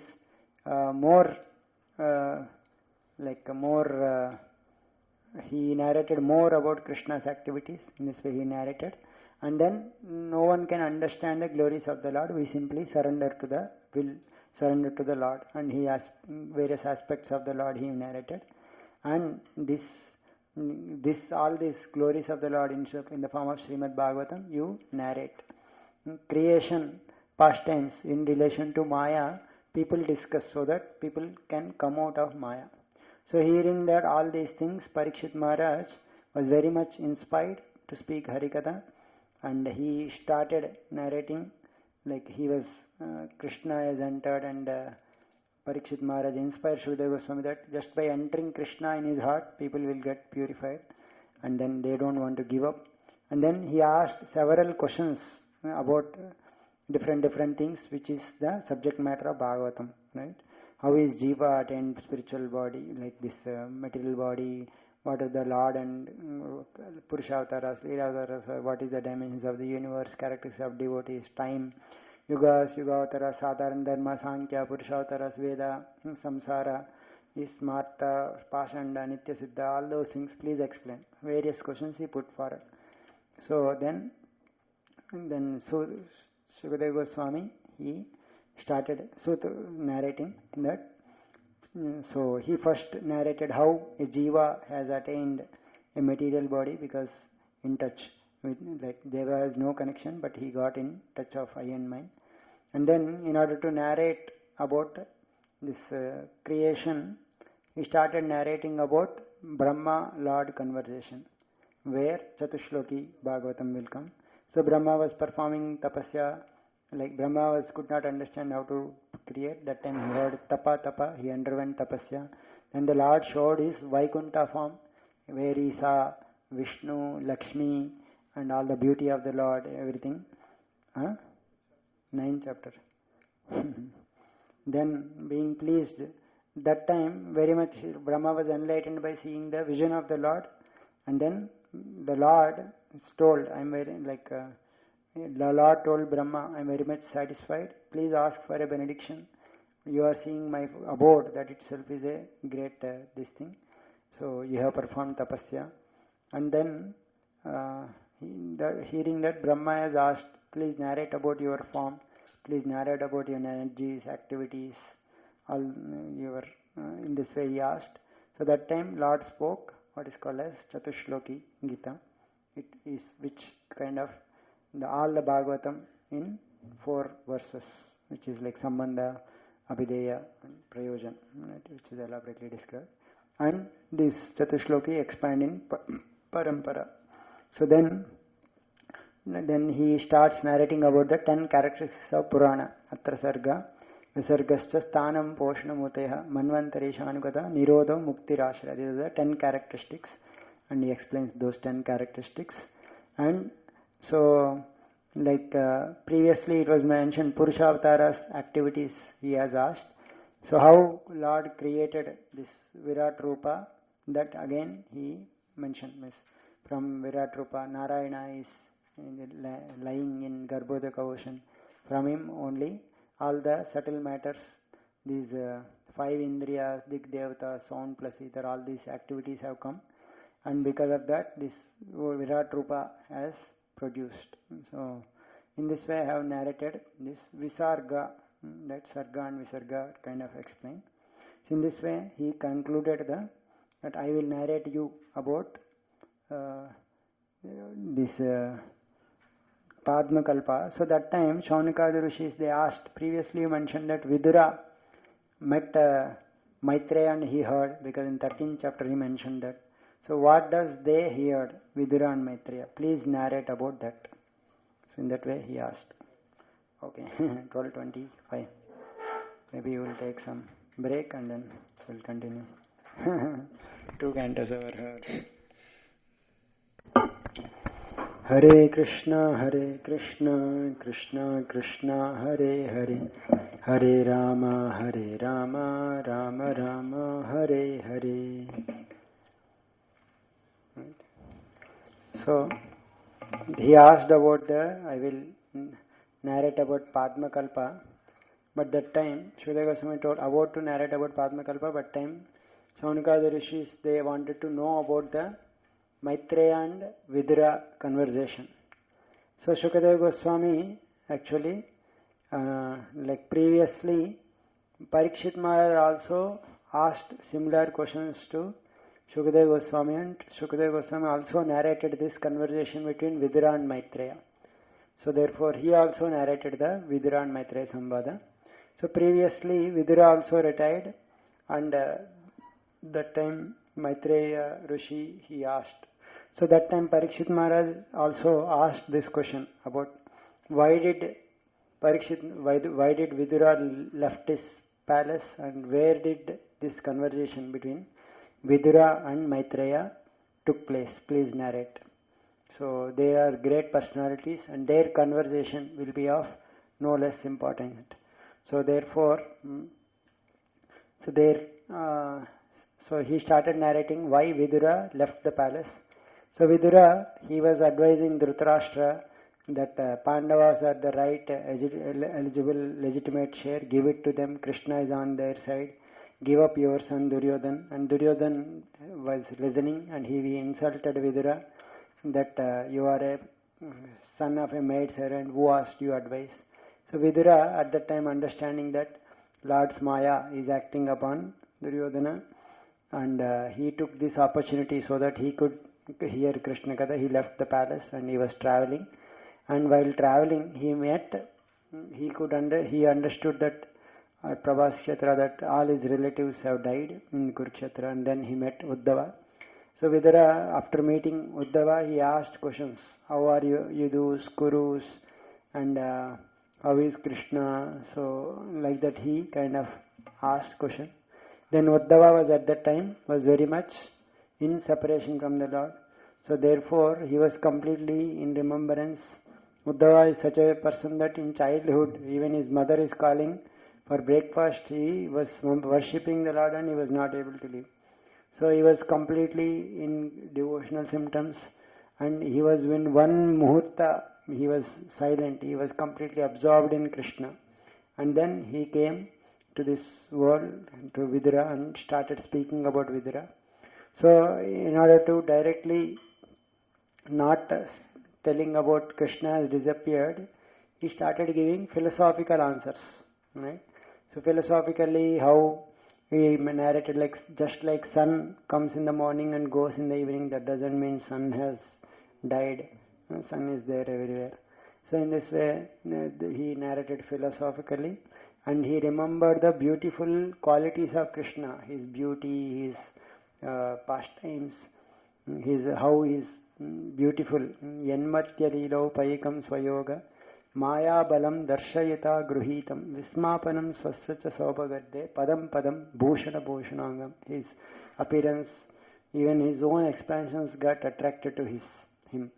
But his mercy and bewildering activities, his activities are very bewildering. Although he is unborn, he was born. Although he was full powerful, he was afraid as if of Kamsa and run away to Gokul. And although he is all powerful, he was running away from Mathura. So therefore it is very difficult to understand the Lord's activities. And he remembered his mercy, Aho Bakiyam Sthanakalakutam, how he gave mercy to Putana, and wonderful, he is, no one is equal to him, he is very powerful, like great personalities used to come and offer his respectful obeisances to him. And he gave, in the battlefield of Kurukshetra, whoever died seeing Krishna, they have attained the Supreme Lord. And in this way, even the demons are, I consider, more better because they are seeing the Lord and dying. So in this way he is appreciating, and he started remembering the Krishna's pastime sequentially. He was born in Vasudeva and Devaki, he went to Vrindavan, there he played in Vraja's beautiful forests, wonderful childhood pastimes, he killed so many demons, and he Kali Damana, Govardhan Leela, Rasa Leela. Then he came to Mathura, he killed Kamsa, education, then kidnapped Rukmini, married so many wives, killed Narakasur, and Kurukshetra war he has arranged, and many people got removed, but still Yadavas are still remaining. So he arranged Krishna, the Yadavas, they all came together, and at that time they were all they both took intoxication and they started destroying each other. So at that time the Lord was sitting in a badari, in a tree, in a pipala tree, and he was lying. At that time I approached him. So previously only in Dwaraka he told me to go to Badarikashram, but I could not give up. But I approached him in his beautiful form. I have seen him. Then Lord spoke to Uddhava as if he was a Manu. He was a Vasu. Previously you were Vasu and you asked me a benediction. Now I have fulfilled. Now you can go to Vaikuntha, like that he told. So that time I prayed to the Lord that I don't want any other thing. I only want your devotional service. I said, there are so many contradictions to you. I am not able to understand you. So then Lord, Lord narrated some things to Uddhava, and then he told to go to Badarikashram again. So in this way now I am going to Badarikashram. So at that time Vidura took shelter of Uddhava, and please always narrate, Krishna has spoken so much knowledge, please give me knowledge, like that. But Uddhava thought there is Maitreya Muni is there, so better you approach Maitreya Muni, because he also heard from the Lord. So like that Uddhava directed Vidura to hear from Maitreya Muni. So Vidura, he went to this Maitreya Muni in the banks of Haridwar. There he asked several questions initially. Right? People in this world work Sukhaya Karmani, for the happiness they perform activities, but they don't get happiness. And people in general are Vimukha towards Krishna. So what is the benefit for them? How can we please narrate about Purusha Avtaras, Leela Avtaras? Then I don't want to hear anything else. I was not like who will get satisfied with other things, and but hearing Krishna Katha will give satisfaction. Even in Mahabharata is also written so that people could come to hear Krishna Katha.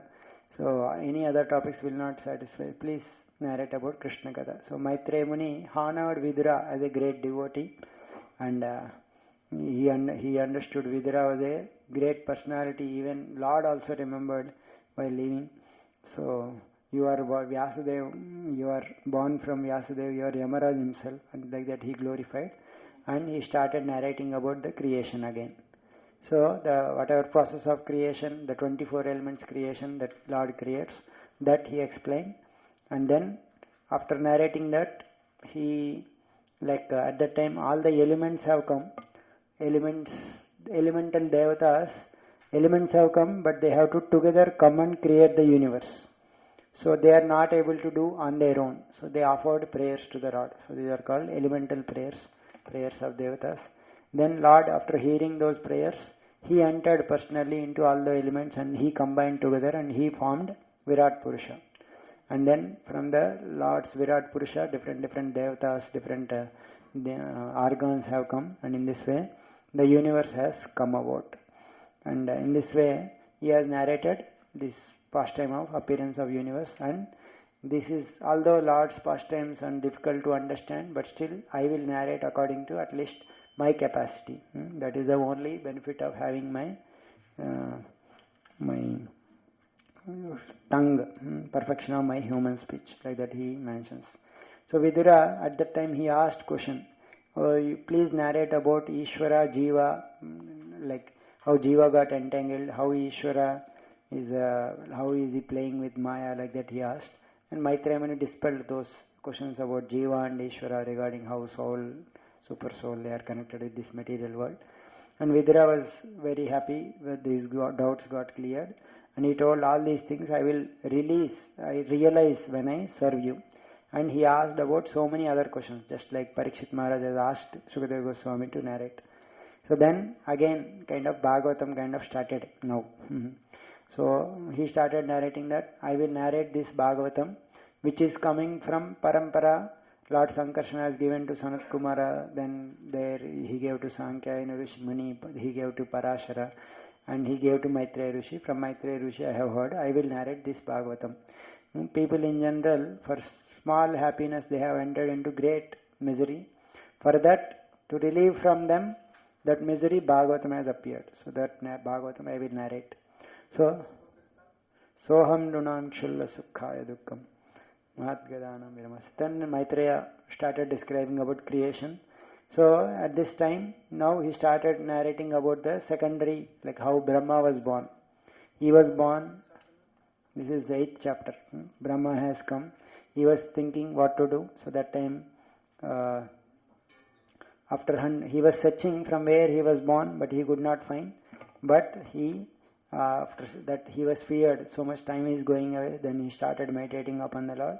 Then he got the darshan of Garbhodakshaya Vishnu. So Brahma on top of lotus, he saw Garbhodakshaya Vishnu, and beautiful darshan of Garbhodakshaya Vishnu was narrated. So then Brahma started offering prayers to Garbhodakshaya Vishnu. So 9th chapter is Brahma's prayers to Garbhodakshaya Vishnu. How Lord's form is supremely auspicious, and it is not illusory, it is completely merciful form for the wonderful people, like for people to meditate. And people who are non-devotees, they suffer in this world by not surrendering. But because I have bodily identification, they travel in this world. I am feeling very much distressed by seeing their sufferings. But whoever surrenders to the Lord by performing their offerings or various ways, Lord will be pleased with them, and the Lord bestows some benedictions to them. So I offer my obeisances to Lord's different features in Brahman, Bhagavan, His merciful holy names. He is the root cause of this cosmic tree. He is in that form of time. Wonderful avatars he takes. And he is in the form of Garbhodakshaya Vishnu in Yoga Nidra.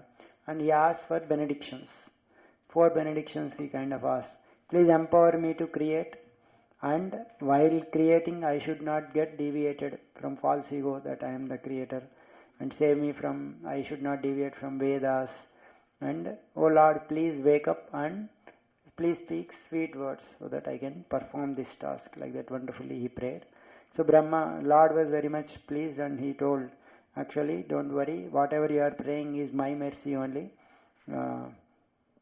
Like you again perform meditation, and again you will realize everything in these things by my mercy. And the ultimate goal of all these things is to satisfy me. And I am ultimately super soul. I am the dearest of all objects, the body, family, etc. So ultimately one should love me. That Lord instructs to Brahma. So then, after, as Lord suggested, Brahma meditated, and he could understand how lotus is situated, how the planets are situated. By his power, he dried up all the water, and then he could establish the 14 planetary systems. And then, at that time, Vidura asked, what are the characteristics of time, by hearing about various aspects of time. So then he briefly narrated about the time, and he started narrating about the creation.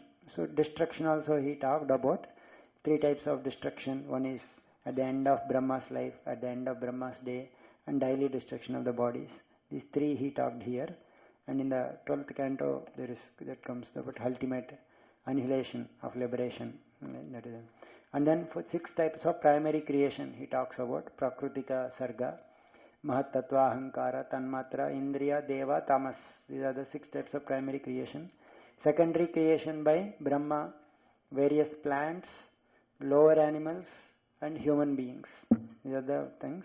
And Devatas, they will come under both primary and secondary, because Devatas are also, some of the Devatas are also created by Lord. So other Devatas varieties are also given. Then time, because he asked about time, he gave narration about the time. He starts about Paramanu time, very small time, and then Truti, Veda, Lava, Nimesha, like that very, very small amounts he starts, and then come to 1 Nimisha, kind of Muhurta, Prahara, day, night, fortnight, years.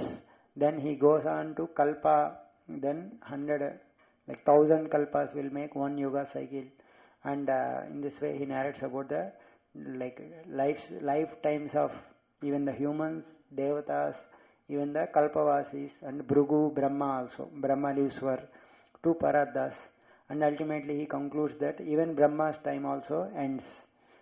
That is also a small fragment of time in comparison to Supreme Lord. In that way, we are both size-wise, time-wise, we are very, very insignificant in this world. Right? So in this way, he narrates about the time, and then Brahma's creation is explained. Right? Brahma created Kumaras, and he first created Tamas to bewilder the Jivas. Then Kumaras, Vidya, Rudra was born, and then different things like Marichi, Kardama, Adharma. Brahma was distracted by Vak, and then further creation, 4 Vedas, Upavedas, everything came, and finally Swayambhu Manu and Satrupa has come. Swayambhu Manu is the original creator. Then when they came, they asked Brahma, what should we do? How can we please you? Then Brahma was very much happy. You please increase the population and you perform various sacrifices. By that Lord will be pleased. Then Manu told, where will we reside? So then, because there is no earth there that time, that was like kind of deluged again. So he was thinking, where is the earth that time? How to retrieve earth? Like that he was thinking, Brahma. So understanding the Brahma's predicament, from nostril, Lord Varaha has appeared. And Varaha's activities, he entered into Garbhodaka ocean and he searched for the earth and he was lifting up. So there, although he was lifting up, since Varaha pastime only, since similar Varaha also killed Hiranyaksha, he mixed up thus pastime also and told that he killed Hiranyaksha. And then he lifted, and sages have prayed Varahadev, and hearing that how Varahadev he praised, then please narrate, who is this Hiranyaksha, how is this he is fighting, he asked. So background of Hiranyaksha he has to give. So for that he goes to one background, that how Diti approached Kashyapa, 14th chapter. Right? So Kashyapa was like Diti approached Kashyapa for union in the wrong time, and she proposes various ways, but Kashyapa did not approve, but he did not chastise her also. He mildly told, it is not good time, but Diti kind of forced. Then Kashyapa, he kind of fulfilled her desire, but he told, because you have disrespected me, Shiva, two inauspicious sons will be born, and who will be causing trouble for the whole world, but they will be killed by Vishnu. Then Ditu told, oh, at least they are killed by Vishnu, they are not killed by the anger of Brahmanas. I am very sorry for Shiva. Like that she repents. Because you are repenting, you will have one boon. At least your grandson will be a great devotee, Prahlad, and his qualities are sung all over the world, like that he glorifies. So in this way, Diti was satisfied. So at that time, when Diti wore womb, and in whom two sons have entered. And in that womb, because of that womb, she did not give deliver, 100 years have passed. And because of that womb, all darkness was spreading around the world. Devatas got worried and they approached Brahma. What happened? Then Brahma, he narrated one flashback where Kumaras were approaching the kingdom. So Kumaras were entering, and then there the beautiful description of Vaikunta Loka was given. Vaikunta forest, couples, birds, plants, airplanes. How is Vaikunta? Who can enter Vaikunta? Who cannot enter Vaikunta? And so like that the beautiful description is given. And then Kumaras were entering, and Jay and Vijay stopped. Then Kumara became angry and they cursed. But Jay and Vijay became very much upright. They exhibited humility and they spoke, oh, we have disrespected you, and like your punishment bear fruit. We pray that we should never forget the Lord. Like that they prayed. Then their humility also softened the heart of Kumaras. So because both of their hearts got softened, that time Lord appeared there. Lord appeared along with Lakshmi, and his beautiful darshan is given. And that time, that Lord's fragrance, Tasyaravindanayana Padaravinda Kanjalkamishra Tulasi Makaranda Vayu Antargatasva Vivarena Chakara Chesham Sanshobhamakshara Jusham Apichitta Tanvo. It agitated their hearts. Then they prayed kind of, oh, we don't consider liberation as your mercy, we want your service, like that, whatever it may be, like that they prayed. So then the Lord spoke. Lord actually apologized to Kumaras, because my servants has committed mistake. That means I have done mistake, because servant's mistake is master's mistake. Brahmanas are very dear to me. I enjoy food through Brahmanas. People who displease me, who look up at Brahmanas with agitated hearts, people who please the Brahmanas, they please me. So let them, like my servants have done, let them go back, but let them come back soon. Please forgive me, like that he told. And Kumaras are analyzing the speech of Lord. His Lord is favoring us or chastising us. They are not understanding, because Lord's words are very mystic, or no one can understand. And after some time, they felt that Lord is pleased with us, and they felt happy. And then they were delighted, and they were praying to the Lord. Oh Lord, actually it is your glory, and you are telling as if we are Brahmanas are glorious. Actually Brahmanas are glorious because you only make Brahmanas glorious. You are the protector of Brahmanas. You are setting example for everyone. So we cannot understand your behavior, like that they mentioned. Then Lord told, let them, this punishment was previously only told. So they will go, and then they will come after 3 weeks, like that he told. Then Jaya Vijay, they kind of fell from there. In this way, they only appeared as ever in these two. So therefore this is happening, like that Brahma replied. So then, now 17th, right? So now these demons, they were born after some time. And so many inauspicious things are happening in this world. And they grew up. Hiranyaksha was very arrogant, and he was traveling with, and he went all the directions to please Hiranyakashipu. And I want someone to fight. So he went to Varuna and told, I want to fight with you. Varuna told, I am very old. where is, like Lord Vishnu will fight with you, he will satisfy your thing. Where will that Lord Vishnu will be? Like that he was asking. And then Narada Muni told, he is in this ocean. Then Hiranyaksha entered into that ocean, and then Vishnu was at that time lifting the earth. That time Hiranyaksha gave, he chastised the Lord, but that is also as Saraswataja, and the Lord also replied, and then Hiranyaksha replied. So in this both of them replied, and then the fight started, and Brahma requested Varahadev to kill Hiranyaksha, and then finally Varahadev killed Hiranyaksha, and Brahma and others praised Hiranyaksha because he was killed by the Lord, and ultimately he was Jaya Vijay only. So then in this way, hearing these activities, Vidura felt very happy. Tam sukaradyam rujubi ananya sharanainubi krutajnyah kona seveta duraradyam asavadabi. Lord is easily worshipped by a grateful person. Like that his conversation happened. Then, so now how this conversation took place? Manu was born. Manu wanted land. So that land, Varahadev pastime has come. So now how did Brahma further created? So he asked.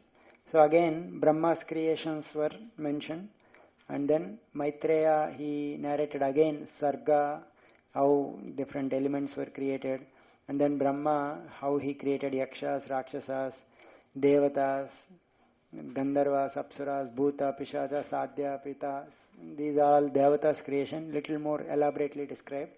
And Brahma kind of has a particular kind of mentality, and because of that these personalities have come, and he gave up that mentality. So like that, finally he created Manu and other sages, and by Manu's appearance everyone became happy. And now please narrate about the Manu's dynasty, right? So like time, second canto described about primary creation Sarga, how Lord created elements. Third canto described about Brahma's creation Sarga. Now Manu was born.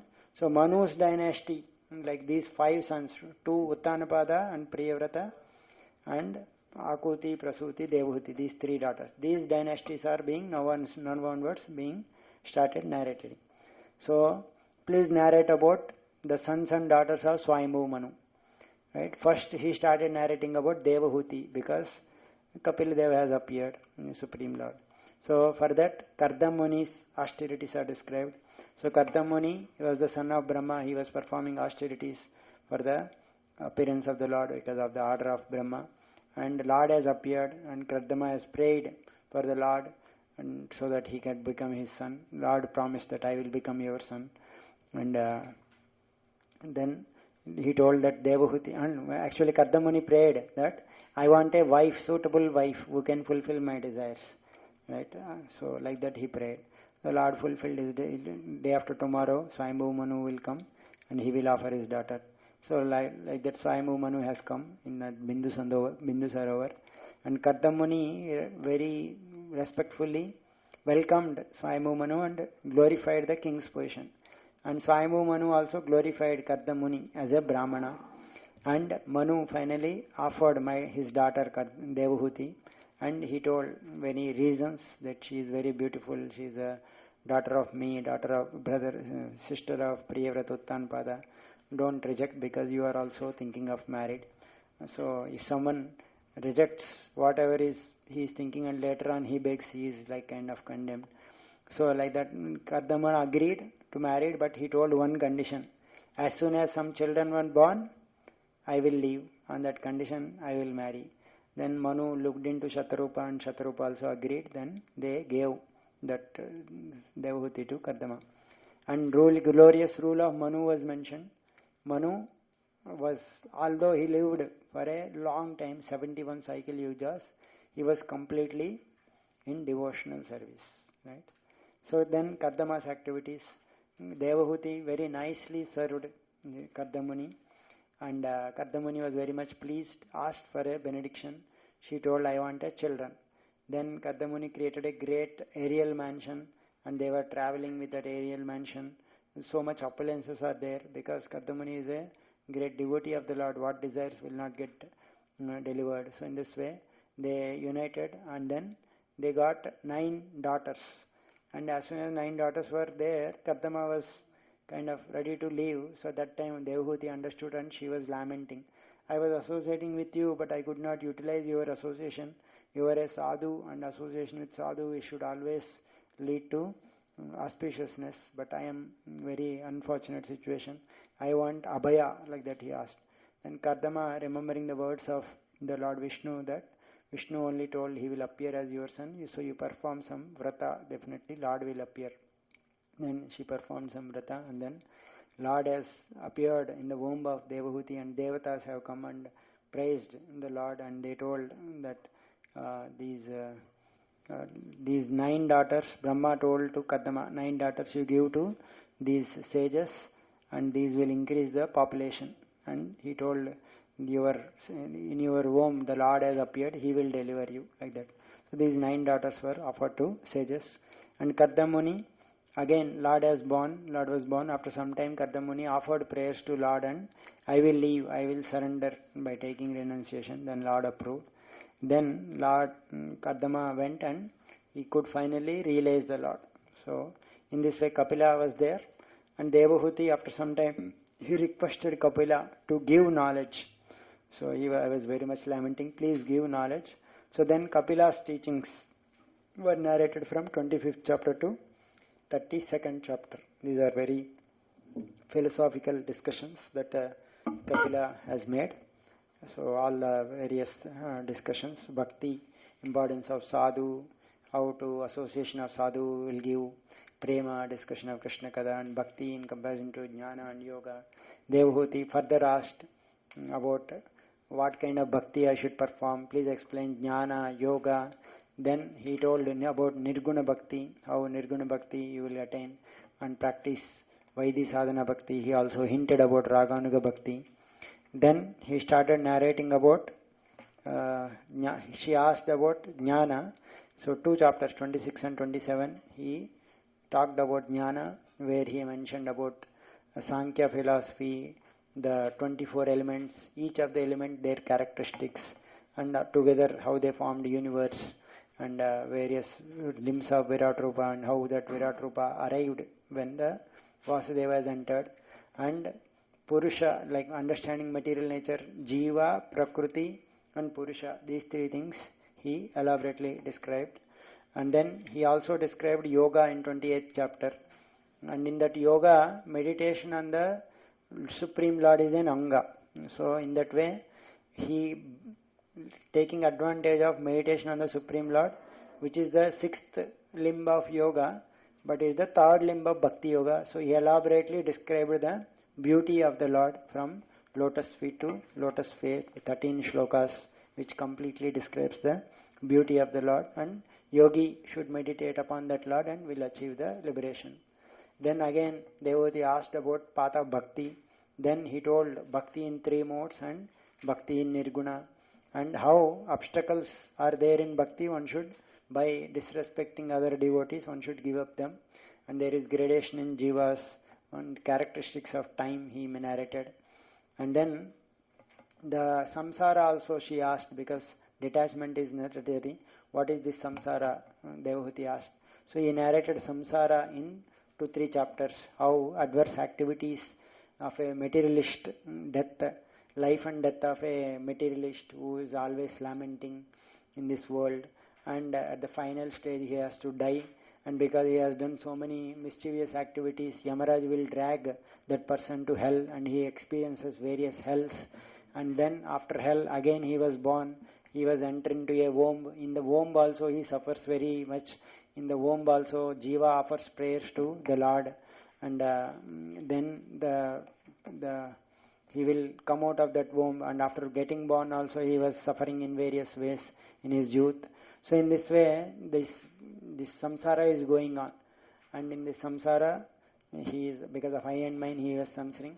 So all these things are happening because of bad association. One should be aware of opposite sex also, and everyone is very much will get affected. So therefore this is all in this balam. This is so please everyone should be very careful about opposite sect. This is like birth and death. He explained what is birth and what is death, understanding and going behind. And even this karma kanda activities, fruitive activities also doesn't yield any much result. They will go to heaven and then they will come back. In this way it will go on. That is also not good. So ultimately bhakti is the main thing. So one should perform bhakti and achieve the Lord.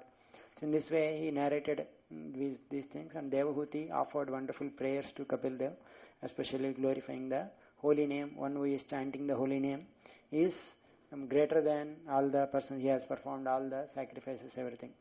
So then in this way Kapila took leave of Devahuti and went, and Devahuti, by following those teachings, she has achieved perfection. So in this way Devahuti's activities are mentioned. Now, so one daughter was mentioned. So who is the other daughter? Prasuti, right?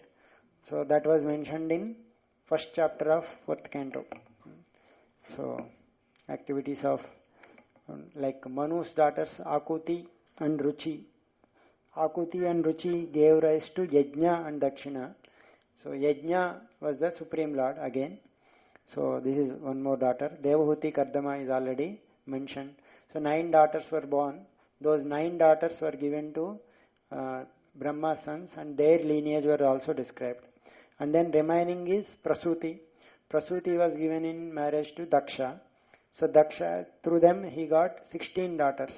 So he was narrating the different daughters' lineage. In that Sati has come. Sati was not married. That he mentioned. He died. She committed suicide before giving children. Then he asked, why did Sati gave up her body? So in that way, Daksha episode started. Right? So Daksha, he was very proud, and when he was entering assembly, everyone stood up, but Shiva did not stood up. So therefore, Daksha became envious and he insulted Shiva. And seeing that, Shiva's followers like Nandishwara, and they counteracted Daksha and cursed. And Bhrigu, hearing that these curses, Bhrigu cursed Lord Shiva's followers. So in this way, Shiva left without saying anything. And then after some time, this enmity continued. But Daksha was started to perform one more sacrifice. That time Sati heard about that and she wanted to go. But she told, I will go. But Sati, Shiva gave reasons why not to go for the sacrifice. But Sati was in dilemma whether to go or not. But finally she left.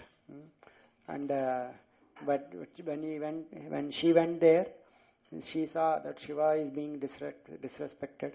So therefore Sati condemns Daksha. And then, so she glorifies Shiva, and then she ultimately gave up her body. And seeing that she gave up her body, the whole world became afraid, and everyone, like Shiva heard the news, and he produced Veerabhadra from his hair, and Veerabhadra has come and destroyed that sacrifice, and finally killed Shiva and others. He kind of torn off the mustache of Bhrigu, plucked out eyes of Bhaga, like that. Then all the devatas, they approached Brahma that this sacrifice got, and then Brahma, he took all the devatas to Shiva and they offered prayers. And then Shiva, he gave some suggestions. They implemented that, and Daksha was given goat head, and Daksha glorified, like he asked forgiveness from Lord Shiva, right? So in this way, that pastime happened.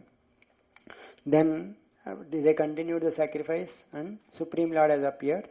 Seeing Supreme Lord, different personalities, they offered their own prayers. And then Lord instructs Daksha that don't see differences among us, and he kind of means basically don't insult Shiva, like that he wants Daksha, and then he left. So in this way, Sati's pastime was mentioned. So now, like 3 daughters of Manu were done. Now 2 sons of Manu needs to be explained: Uttanapad and Priyavrata. So now he starts, before narrating Uttanapad, like Brahma's sons were explained. They were married to Devahuti's daughters. So remaining some more sons are there, Kumaras, Narada, Rubu, Hamsa. They were not married. And there is Adharma, like Brahmas from the Adharma lineage also came, that he explained before. And then Uttanapada story. So Uttanapada story, Uttanapada lineage mein Dhruva aata hai. So Dhruva story has come, right? So Dhruva story we all know. So then Dhruva, he was insulted by Suruchi, and he went and performed tapasya, and Lord appeared, he pleased them, and he came back, and then he was well received, and then Suruti, Uttama died, and then Dhruva went and fought with Yakshas, and then Kuvera came, and Swayambhu Manu came and pacified him, and Dhruva also pacified Kuvera by offering prayers. Then then he variously ruled, and then finally after some time he left the this thing after 36,000, and he was going there. Airplane came after, and then he left for this Vishnu Loka, which is Dhruva Loka, right? In this way, Suruchi also left there. In this way, Narada Muni glorifies Dhruva Loka, Falashruti is given. Then Dhruva Maharaj descendants were given. So in that descendants, Prachetas were mentioned. Like in the Prachetas assembly, Narada glorified Dhruva's pastime. So who are those Prachetas? Actually, they are coming in the line of Dhruva only. So he started narrating the Dhruva's lineage. So in that lineage, after some time, Anga will come. So Anga's pastime was given. Anga married Sunita, who was the daughter of Mrityu. So, and Anga was actually doesn't have any son. So what is the reason I am not having son? So they kind of some sin in the previous life, they performed some yajna. You don't have son, that's why Lord Devatas are not appearing. So they performed yajna for that the son can take place. The Payasam was given, and Payasam was given to Sunita, but cruel son was born to Sunita because from father's lineage. So Vena was very cruel, he was torturing everyone, and therefore Anga thought that this cruel son is torturing me. I thought that son will give me happiness, but this son is actually torturing me. But actually this cruel son is good actually, because he is arriving me detachment, and finally without saying to anyone he left the kingdom. Then without kingdom, so many thieves are coming. Then the sages made Vena as a king, and Vena started as soon as Vena became king, all the thieves got subdued, but he became more thief than all others, and everyone was suffering. And he kind of stopped all the sacrifices, and the sages have come to him to pacify Vena. And then Vena told, "Hey, why you are worshipping the Lord? I am only the king. I am representing the Lord. You should offer sacrifices to me. Who is that other Lord? You are like leaving your husband. You are worshipping some other husband. It is not just like that," he told. As soon as sages heard that, they became very angry, and just by Humkara they killed Vena. And then Vena's dead body was preserved by her mother. But now again there was no son. As soon as there is no son, there will be so much chaos will happen. Right? Whenever there is no leader, that country will become very chaos. So like that, again so much this thing. Then sages thought that again we will create. They churned the body of Vena. Then there is Bahuka has come, who has taken the sinful part. And then further they churned the arms. That time Prutu has come. Prutu and Achi has come. Now the story of Prutu Maharaj has started. Right? Prutu and Achi, they have appeared, and everyone became very happy, and everyone glorified Prutu. But Prutu told, "Why you are glorifying me? I have not done any good thing." Then hearing that, they further glorified Prutu. Then finally Prutu offered some, satisfied them by offering this thing. And then as soon as he became king, all the citizens have come and complained, "We are not having any grains." What is the reason? He meditated, earth is not giving supplies. Then he started chasing earth, and he was moving, and earth offered prayers. But Prutu was not satisfied. Then earth finally gave some suggestion, "You make some calf and I will give milk."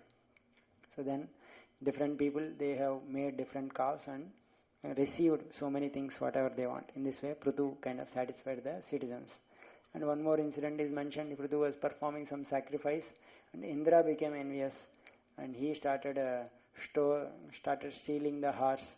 And in this way, he is creating so many different apasampradayas. But finally, 100 sacrifice he was doing. Right? Indra became envious, and like he is become century, I will become. He will occupy my post, like that. He became insecure. Then Brahma has come and finally told Prithu to drop out. You sacrifice your 100 sacrifice. Although Indra was doing mistake, Brahma told Prithu not to do that. And Prithu eagerly agreed, followed. And because he followed that, Lord Vishnu was pleased with Prithu, and Vishnu has appeared and gave darshan. And then Vishnu, he instructed knowledge to Prithu and asked for any benediction.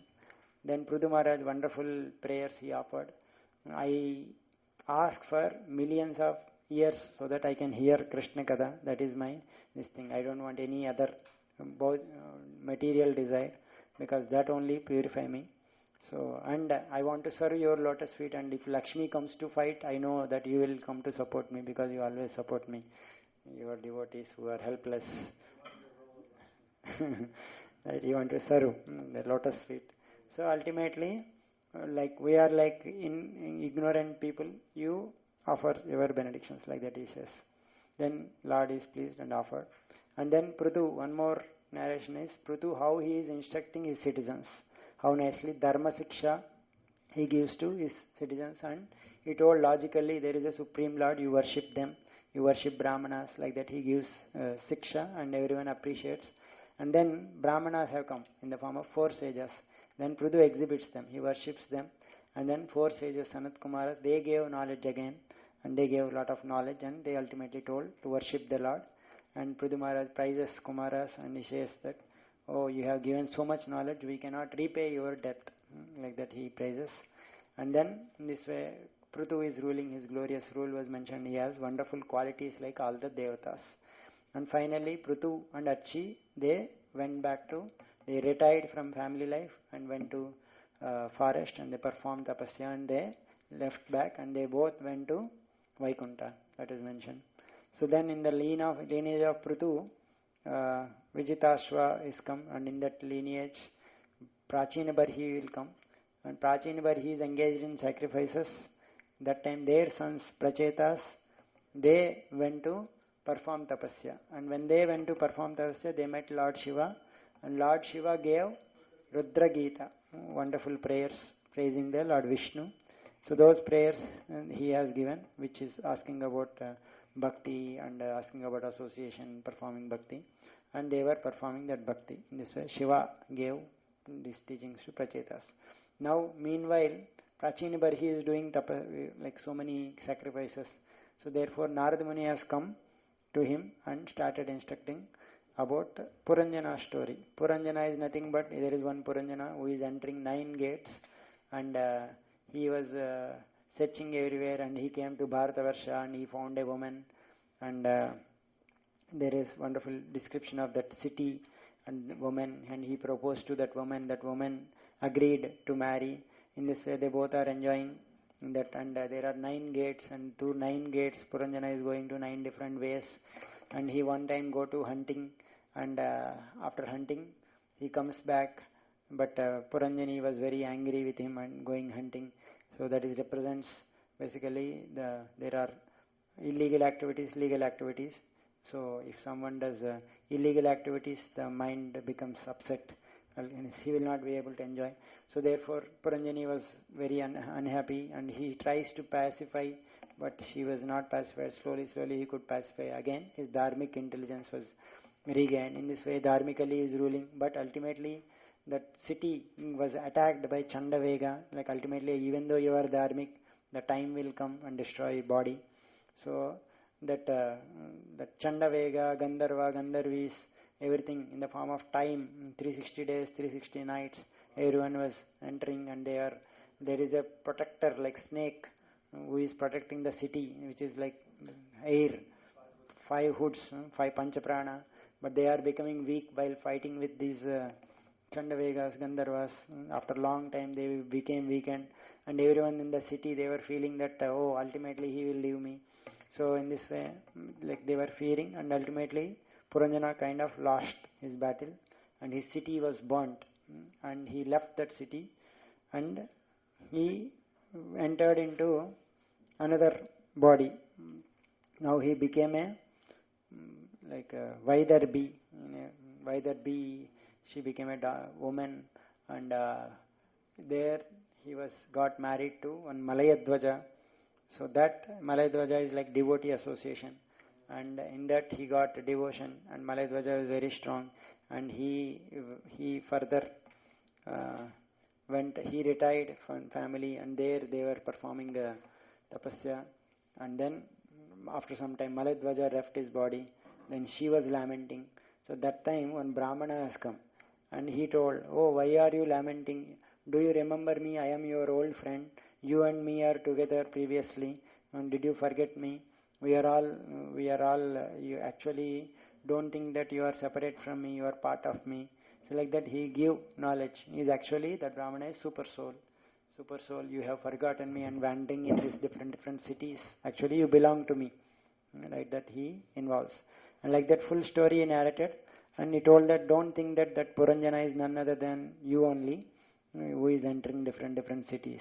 And all these allegory that I have mentioned, that you are only entering different cities, different bodies with this soul and with this material anchorings. Like that wanderings of Jiva, he narrated, Narad Muni, how a Jiva is entering higher bodies, lower bodies, like a dog going sometimes up and down, and this is like a burden. And the solution for all these things is to surrendering to Krishna and Krishna Katha. So therefore you don't perform all these karma kanda rituals. These karma kanda rituals will not give any result. You perform bhakti towards the Lord. That is the nature. Then he gives that he has to renounce. He gives that like another story of a deer, so that he could renounce immediately. And then Prachini Barhishat very very much convinced. Then he told, oh, can you tell me about the next life?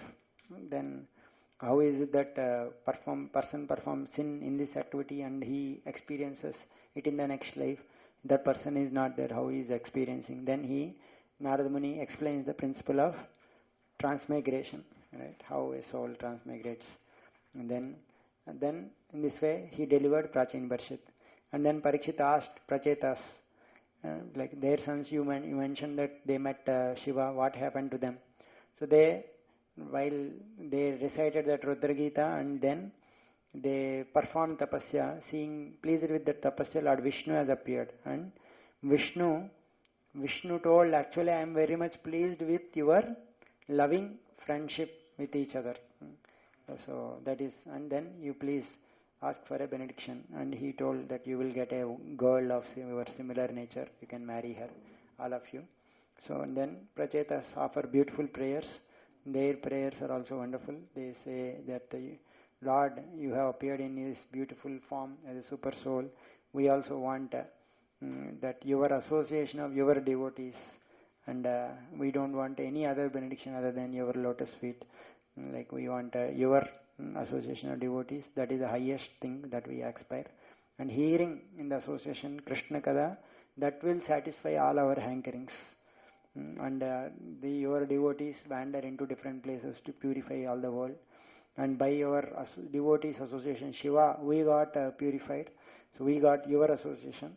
So therefore, we are offering our prayers, like that they told. And then Lord was pleased and he departed.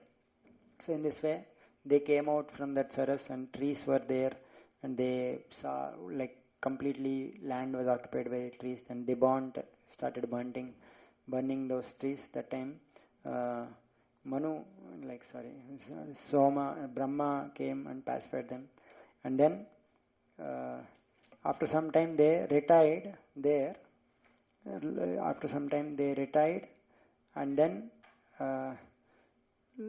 they were performing Vanprastha activities. That time Narad Muni has come, and Prachetas again asked, after a long time we have forgotten the instructions of Shiva and the Lord, please instruct. Then Narad Muni, he gave wonderful teachings where he told that Lord is the root, any other thing other than bhakti is a wasting, and just by worshipping the Lord, everything will be satisfied. So that is the main essence that he told. And then the Prachetas also performed this tapasya and they returned back to Godhead. So in this way, Uttanapada activities were mentioned. Now I will narrate about Priyavrata. So he was about to narrate Priyavrata, then Vidura, he remembered that how Narada Muni by his preaching kind of delivered Prachina Barhi, and Vidura got inspired. I want to deliver Dhritarashtra. So he started for Hastinapur. Right? So in this way Vidura left taking leave of Maitreya Muni. So in this way 4th canto ended. So now onwards, so 2 cantos Vidura and Maitreya discussed. 3rd canto and 4th canto. So now 5th canto onwards, one more personality, Priyavrata. Right? Priyavrata dynasty is being narrated. So Priyavrata Maharaj story. Who is Priyavrata? The son of Manu. Actually he was an elder son, but he was renounced from the starting only. So he was doing tapasya. He doesn't want to entangle himself in maintaining kingdom and doing that. So therefore he is happily engaged in bhakti. Right? But Uttanapada was ruling, and after some time Prachetas were born. Pracheta's son Daksha was born, and Daksha went to perform tapasya. So therefore there was no king. So now if there is no king, there is a trouble. So Manu wanted Priyavrata Maharaj to come and rule the kingdom. But Priyavrata Maharaj wanted to happily perform bhakti. Narada Muni was instructing him. So therefore Priyavrata was requesting him, but he doesn't want to come. So 2 authorities are there. So therefore higher authority Brahmaji has come. And Brahmaji has come and convinced, basically requested, don't disobey the Lord's order. Lord's order is coming from me. So you take up this and you don't get any this thing. So then Priyavrata Maharaj accepted Brahma's request and he ruled wonderfully. But he was always thinking of the Lord only while ruling. And after some time he again developed kind of that renunciation, and he kind of his activities while mentioning, he took up one chariot and traveled around the sun like a parallel to sun. So like that he created 7 islands, like that it was mentioned. Hearing this, Parikshit Maharaj at the end of 14th chapter he asked question, 15th chapter. That's how cosmology section began. So in this way, Priyavrata was son. Priyavrata's activities are mentioned. So Priyavrata's son is Agnidra. So Agnidra was a Karma Mishra Bhakta. So he was married a Purvachitti and he went to Brahma's lok. Agnidra's son was Nabi. So Nabi was also worshipping the Lord through sacrifices, and he was performing sacrifice to obtain the Lord as his son. So then Lord has appeared and Brahmanas prayed to the Lord, and they prayed that, although you are there, he is still asking some material benedictions like you, he wanted you as a son, but you are very merciful, like that they prayed. Lord agreed to become his son. So Lord appeared as Rishabhadev. Right? So Rishabhadev, he has appeared, and Navi developed Vatsalya Rasa towards the Lord and he perfected his life. And Rishabhadev, he got 100 sons and his activities started giving. So Rishabhadev, he gave wonderful teachings to his 100 sons, especially his eldest son Bharat Maharaj. So Rishabhadev teachings were given famously. How Avadhuta example there next time, yeah. So he gave importance of human life, and how this material pumsastriya mitini bhavam, like how hard knot of man and woman is there, illusion. So by performing devotional service by sadhu sangha, you will come. One cannot become guru, pita, daiva without delivering one's dependence. And you glorify Brahmanas, you worship Brahmanas, like that he mentions. And you follow example of Bharata. So like that he told, and then he started, after he gave up his kingdom, gave to Bharata, and he started moving like an Avadhuta, indifferent to all the insults, moving like a Avadhuta, and the Siddhis have come. Then he did not utilize, Parikshit asked why he did not utilize Siddhis. And he told, great persons, they never trust their mind. So mind can cheat at any point of time, as if believes like it can cheat at any moment, like that he mentioned. It is like an unchaste wife. It is cause of enemies, like that he mentioned. And then Rudashabdev, his activities, moving like a madman, he followed, and he kind of gave up this thing, and his stool was giving smell for 10 yojanas. That is the power of the Rishabdev. So only no one can imitate, but some person, Arihat, correct, like that, he imitated the activities of Rishabdev, and in Kali Yuga he concocted a new religion, like Jain system. So in this way, Rishabdev's activities are mentioned. So Rishabdev is wonderfully delivered, wonderful activities were mentioned. Then his son Bharata's activities were mentioned. Bharata, he performed wonderful sacrifices, always thinking that Lord in the sacrifices. And he retained and he worshipped Shaligram Shilas. He developed bhava, he is continuous with so much emotions. And in this way, he developed a lot of feelings for the Lord. But at that time, a deer entered into his life, and because of that deer, small deer, he got so much attracted that all his attraction for the Lord diverted to this deer, and slowly at the time of death, he remembered that deer and he became a deer. And because he performed bhakti, that remembrance was there with Bharata. So he was lamenting and he was thinking about the Lord, and he became Jada Bharat in his next life. So Jada Bharat, he was a Jati Smara, he remembered his 2 previous lives. So therefore from his childhood onwards, he became like a dumb and deaf person. And all his elder brothers, they were insulting him. He was not at all caring. So in this way, he neglected, he was mistreated, but he did not complain.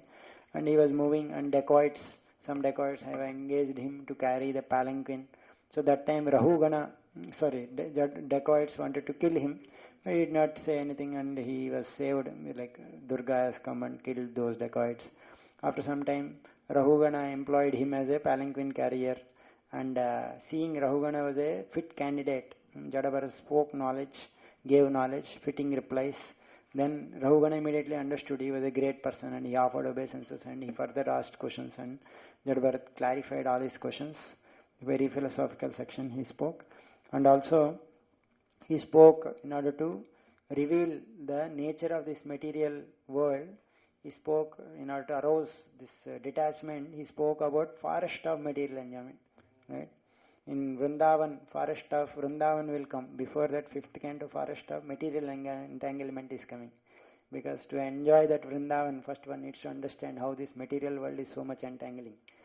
Right? Forest of material enjoyment, he elaborately described. If one hears this like a very elaborate 13th and 14th chapters, how a person in this world suffers by encountering various things, various ways. Right? So in this way, he gave that knowledge, and Rahugana offered his respects to Bharat, and he praised him, and he left. So in this way, Bharata was glorified. Then Bharata's descendants were mentioned, and in that Gaya will come. So Gaya is also a very great personality, and Lord used to appear while he was performing sacrifices. So in this way, descendants of Priyavrata was mentioned.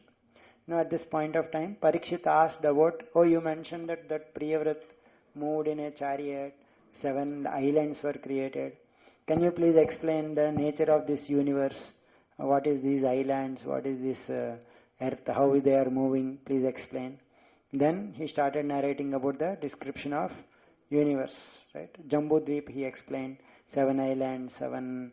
This is like so much elaborate description you have heard from Pavaneshwar Prabhu. How Ganges descends, 3D structures, planetary movements, residents of, and especially the prayers of Jambudvipa, wonderful prayers. And then planetary model, how structure of the universe, sun movement, moon movement, all the Jyotisha Shastra, the movement, and subterranean planets, Sushumara planetary system. And finally the hellish planets, how different living entities are suffering in hell. So much graphically it described how for different sins, how different people suffer in hell. So hearing that, Parikshit Maharaj's compassion has arrived, how people are suffering in hell. Please, how it is a remedy for this hell. Then Sukadeva Goswami told Karma Kanda, then he rejected it as a Konjara Socha. Jnana Kanda, he did not agree much. Then he proposed Bhakti. And in order to substantiate that, he narrated the story of Ajamil. Right? Ajamil, just by chanting the name of one holy name, he got delivered. And Yamadutas have come to take him, but he chanted Narayana, and then Vishnudutas have prevented, and they asked, what is the Dharma? Then, Dharma, Yamadutas have narrated elaborately what is Dharma, but Vishnudutas lamented, oh, you are telling you are the carriers of Dharma, but you don't know Dharma. Actually, there is higher Dharma, and he narrated about the Bhagavata Dharma, and all his sins were eradicated just by chanting one holy name. And then they left, then Ajamil became aware and he lamented, and then he went to perfection and he achieved. Then Parikshit asked, what about the conversation between Yamaraj and Yamadutas? Then Yamaraj explained about Bhagavad Dharma to Yamadutas. In this way that is mentioned.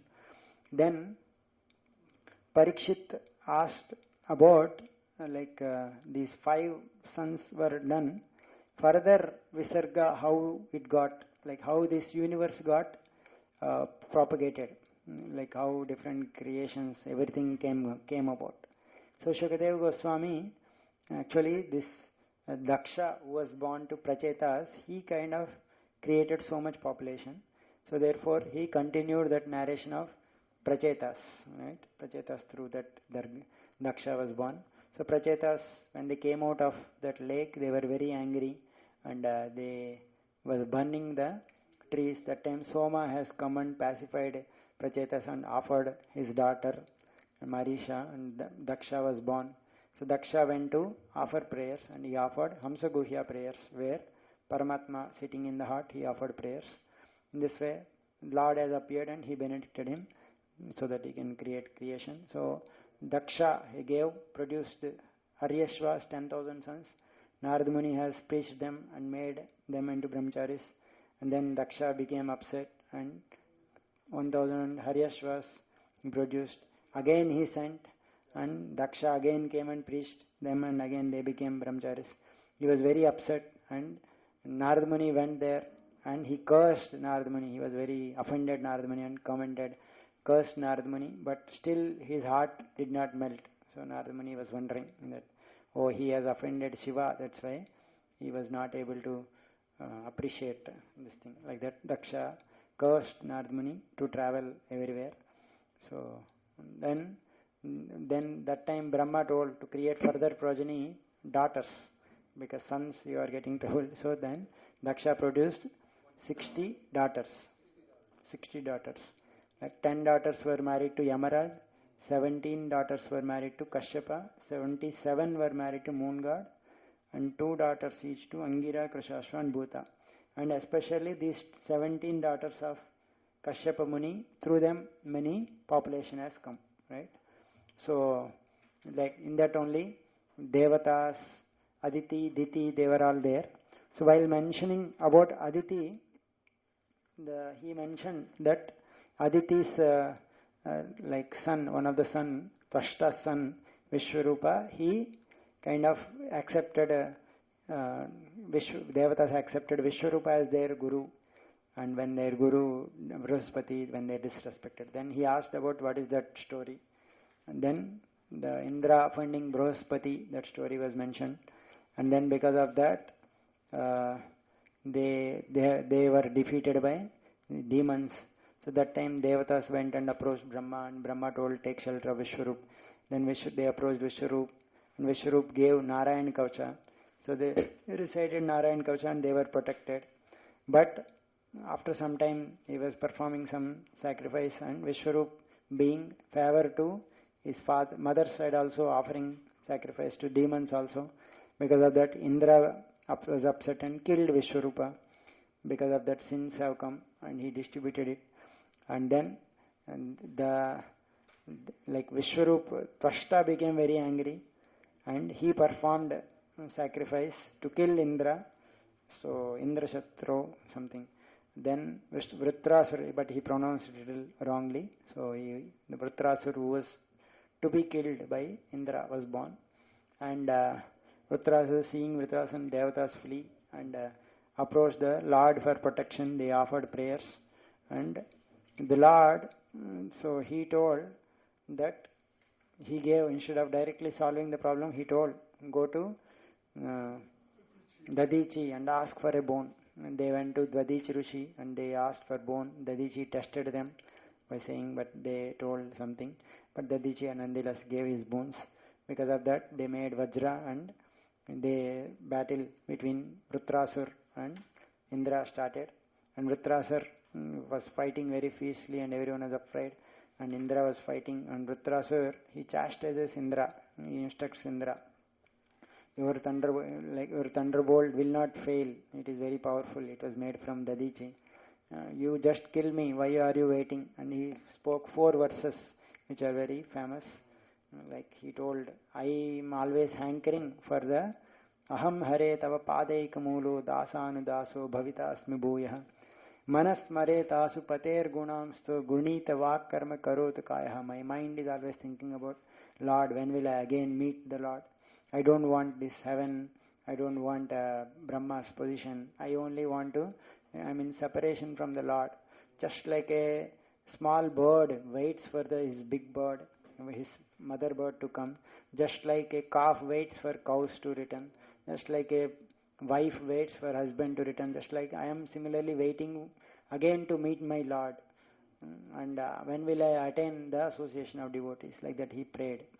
Then seeing that, Indra understood he was a great devotee, but nonetheless he prayed, like he continued as if it is a duty. So they both fought, and finally Indra kind of again in the battlefield also again Vritrasur told that don't think victory and failure will be on your hand, it is on Lord's hand. Just do as a duty, like a gambling match. Then Indra praised Vritrasur, oh, you have got such a wonderful mentality, and as a duty he killed Vritrasur in 1 year. Actually Vritrasur was meditating in that.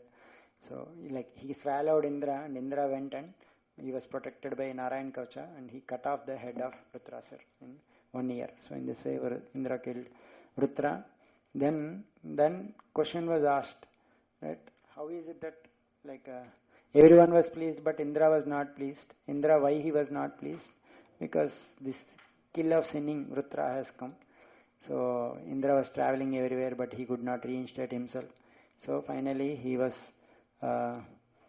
entered into some like lotus and then meditating on the Lord. After a long time he got retrieved. So in this way he was retrieved. Now one more question was asked. How is it that Vritrasura is being a demon? He was such a devotee. He could offer prayers. Then that story was asked. So then the background, rarity of bhakti is mentioned. How is it? Bhaktas are so rare. How is it that Vritrasura developed that mentality? Muktanam api siddhanam narayana parayana sudurlabha prashantatma kotishvapi mahamuni. So then the story of Chitraketu was mentioned. Chitraketu doesn't have son. He was hankering. That Angira Muni came and Chitraketu explained why he was suffering, and he gave one solution that but this son will bring you happiness and distress. Then okay, he thought okay. Then Harsha Shoka was born, but like he was showing so much favor to that wife Krutadyuti that others wives they became envious and they poisoned her. And seeing the sons, and he was lamenting like anything. That time Narada and Angira came again and they kind of gave instructions that kind of pacified him. And Narada Muni, he kind of made that Jiva speak also. Jiva woke up and spoke, who are you? Om Son, O Son I am. Like that he spoke. And then with that Chitraketu got enlightened and all the people also got enlightened, and they finally performed funeral rites. And Narada Muni again gave Chitraketu instructions by giving some mantra, and Chitraketu by praying that he attained the darshan of the Lord, and he prayed to the Lord, and wonderful prayers he prayed, and then Lord also spoke jnana to Chitraketu in response. So in this way Chitraketu has attained the position of a Vidya, head of the Vidyadharas and traveling. So but he was traveling that time. One time he saw Lord Shiva sitting with Parvati. That time he kind of like lovingly, or like just as a amazed or something, spoke with Shiva that he is teacher of everyone, but he is keeping his wife on his lap. So like that he spoke. And their sages and Shiva, everyone understood he was not offending. They felt silent, but Parvati got little upset, and she told, "Who is this person who is rectifying us? He is appointed by Brahma or what to rectify the miscreants like us. So let he become a demon. Oh Putraka, you became a demon." Like that she cursed. And but Chitraketu at that time also he exhibited his nature as a devotee. That, "Oh mother, I don't have any intention to criticize, but I will accept your curse. Guna pravahaye tasmin kashapa kono anugraha kasvarga kanarko kova kim sukkam dukkame." What is this happiness? So let me travel in this world, as you mentioned. So in this way he accepted that curse. Seeing that, Parvati became astonished, and Lord Shiva glorified the nature of devotees. How is this? See the glory of devotees of the Lord.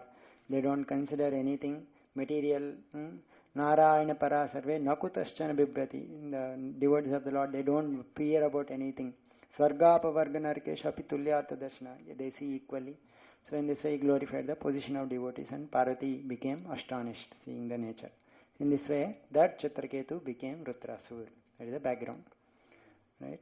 So this all story, why it came? While narrating the Devata's sons, Aditi's sons, one of the son was mentioned. So 18th chapter continues that narration. Aditi's sons and Devata's sons were mentioned. Then Diti's sons were being mentioned, Hiranyaksha, Hiranyakashipu, and then there it was mentioned that Maruts have come, and Maruts became Devatas. So how is it that Maruts have become Devatas? Please explain. So then the story of Diti is given. So Diti was lamenting that Hiranyaksha and Hiranyakashipu was killed by Vishnu only because of this Indra. Indra became selfish, and he prayed, that's why Lord killed. So therefore I will kill this Indra.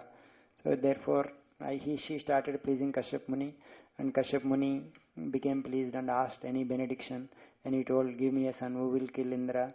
And Kashyap Muni lamented, "How is it that I got trapped?" Then he told, he conceived a mission, and you perform 1 year this Vaishnava yajna. Then she performed that 1 year yajna where she should not be envious of anyone, the first rule. So the Indra came and started assisting her, and he found a small mistake, and he entered into womb and cut off the pieces into 7 into 7, 49, but they were not killed, and Indra got astonished, and Diti asked, "What happened? What is this? I prayed only for one son, 49 sons have come."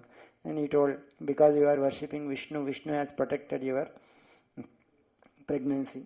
So, and Diti also, both asked forgiveness for each other, because Diti worshipped Vishnu, her negative thoughts converted into positive thoughts. That is the worship. So even tamasika bhakti to Vishnu has a positive effect. That is the story is implying. So then he asked, "What is that Pumsavana ritual?" So he very beautifully narrated this Pumsavana ritualistic ceremony where the worship of Vishnu and Lakshmi is there. So just like Alante Purna Kamaya,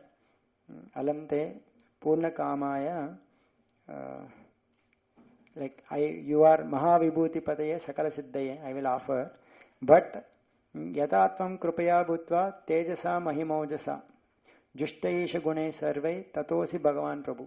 So although you are having all your powers, but still you depend upon your devotees. Although you are master, you still order comes in dreams and told, "Oh, my garden is in dilapidated condition, please rectify." So that is your nature, that is your krapa. That's how you are glorious. You depend upon your devotees for your things. That is so. Although you are fully Purna Kama, for your desires you depend upon desires. So that is your nature.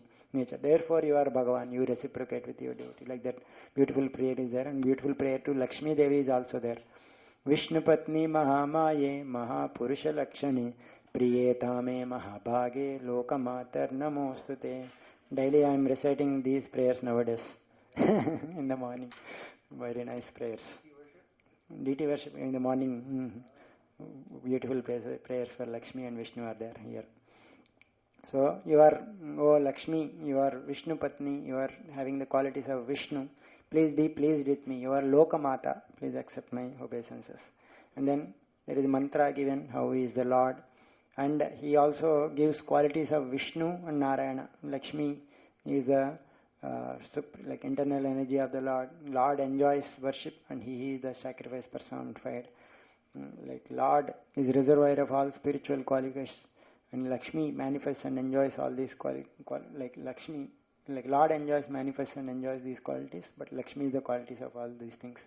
So in this way, the beautiful qualities of Lakshmi and Vishnu are mentioned. So by offering these prayers, people who perform this, they will receive all the benedictions. Especially this vrata is for someone doesn't have children, they can perform this worship and they can get children. And by hearing Marut's story, so all the Falashruti is given. So in this way, the descendants of 5 descendants of this Manu were narrated till 6th canto. So thank you. Hare Krishna. Grandharaj Srimad Bhagavatam ki jai, Srila Prabhupada ki jai.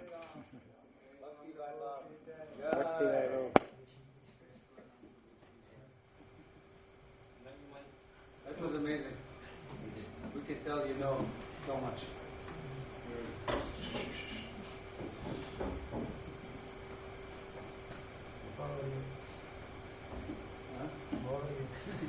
Overview, yes. 9 months in 3 hours. 3 hours. Oh my God. Getting everything. I noticed the pace started to increase. We could not follow anymore.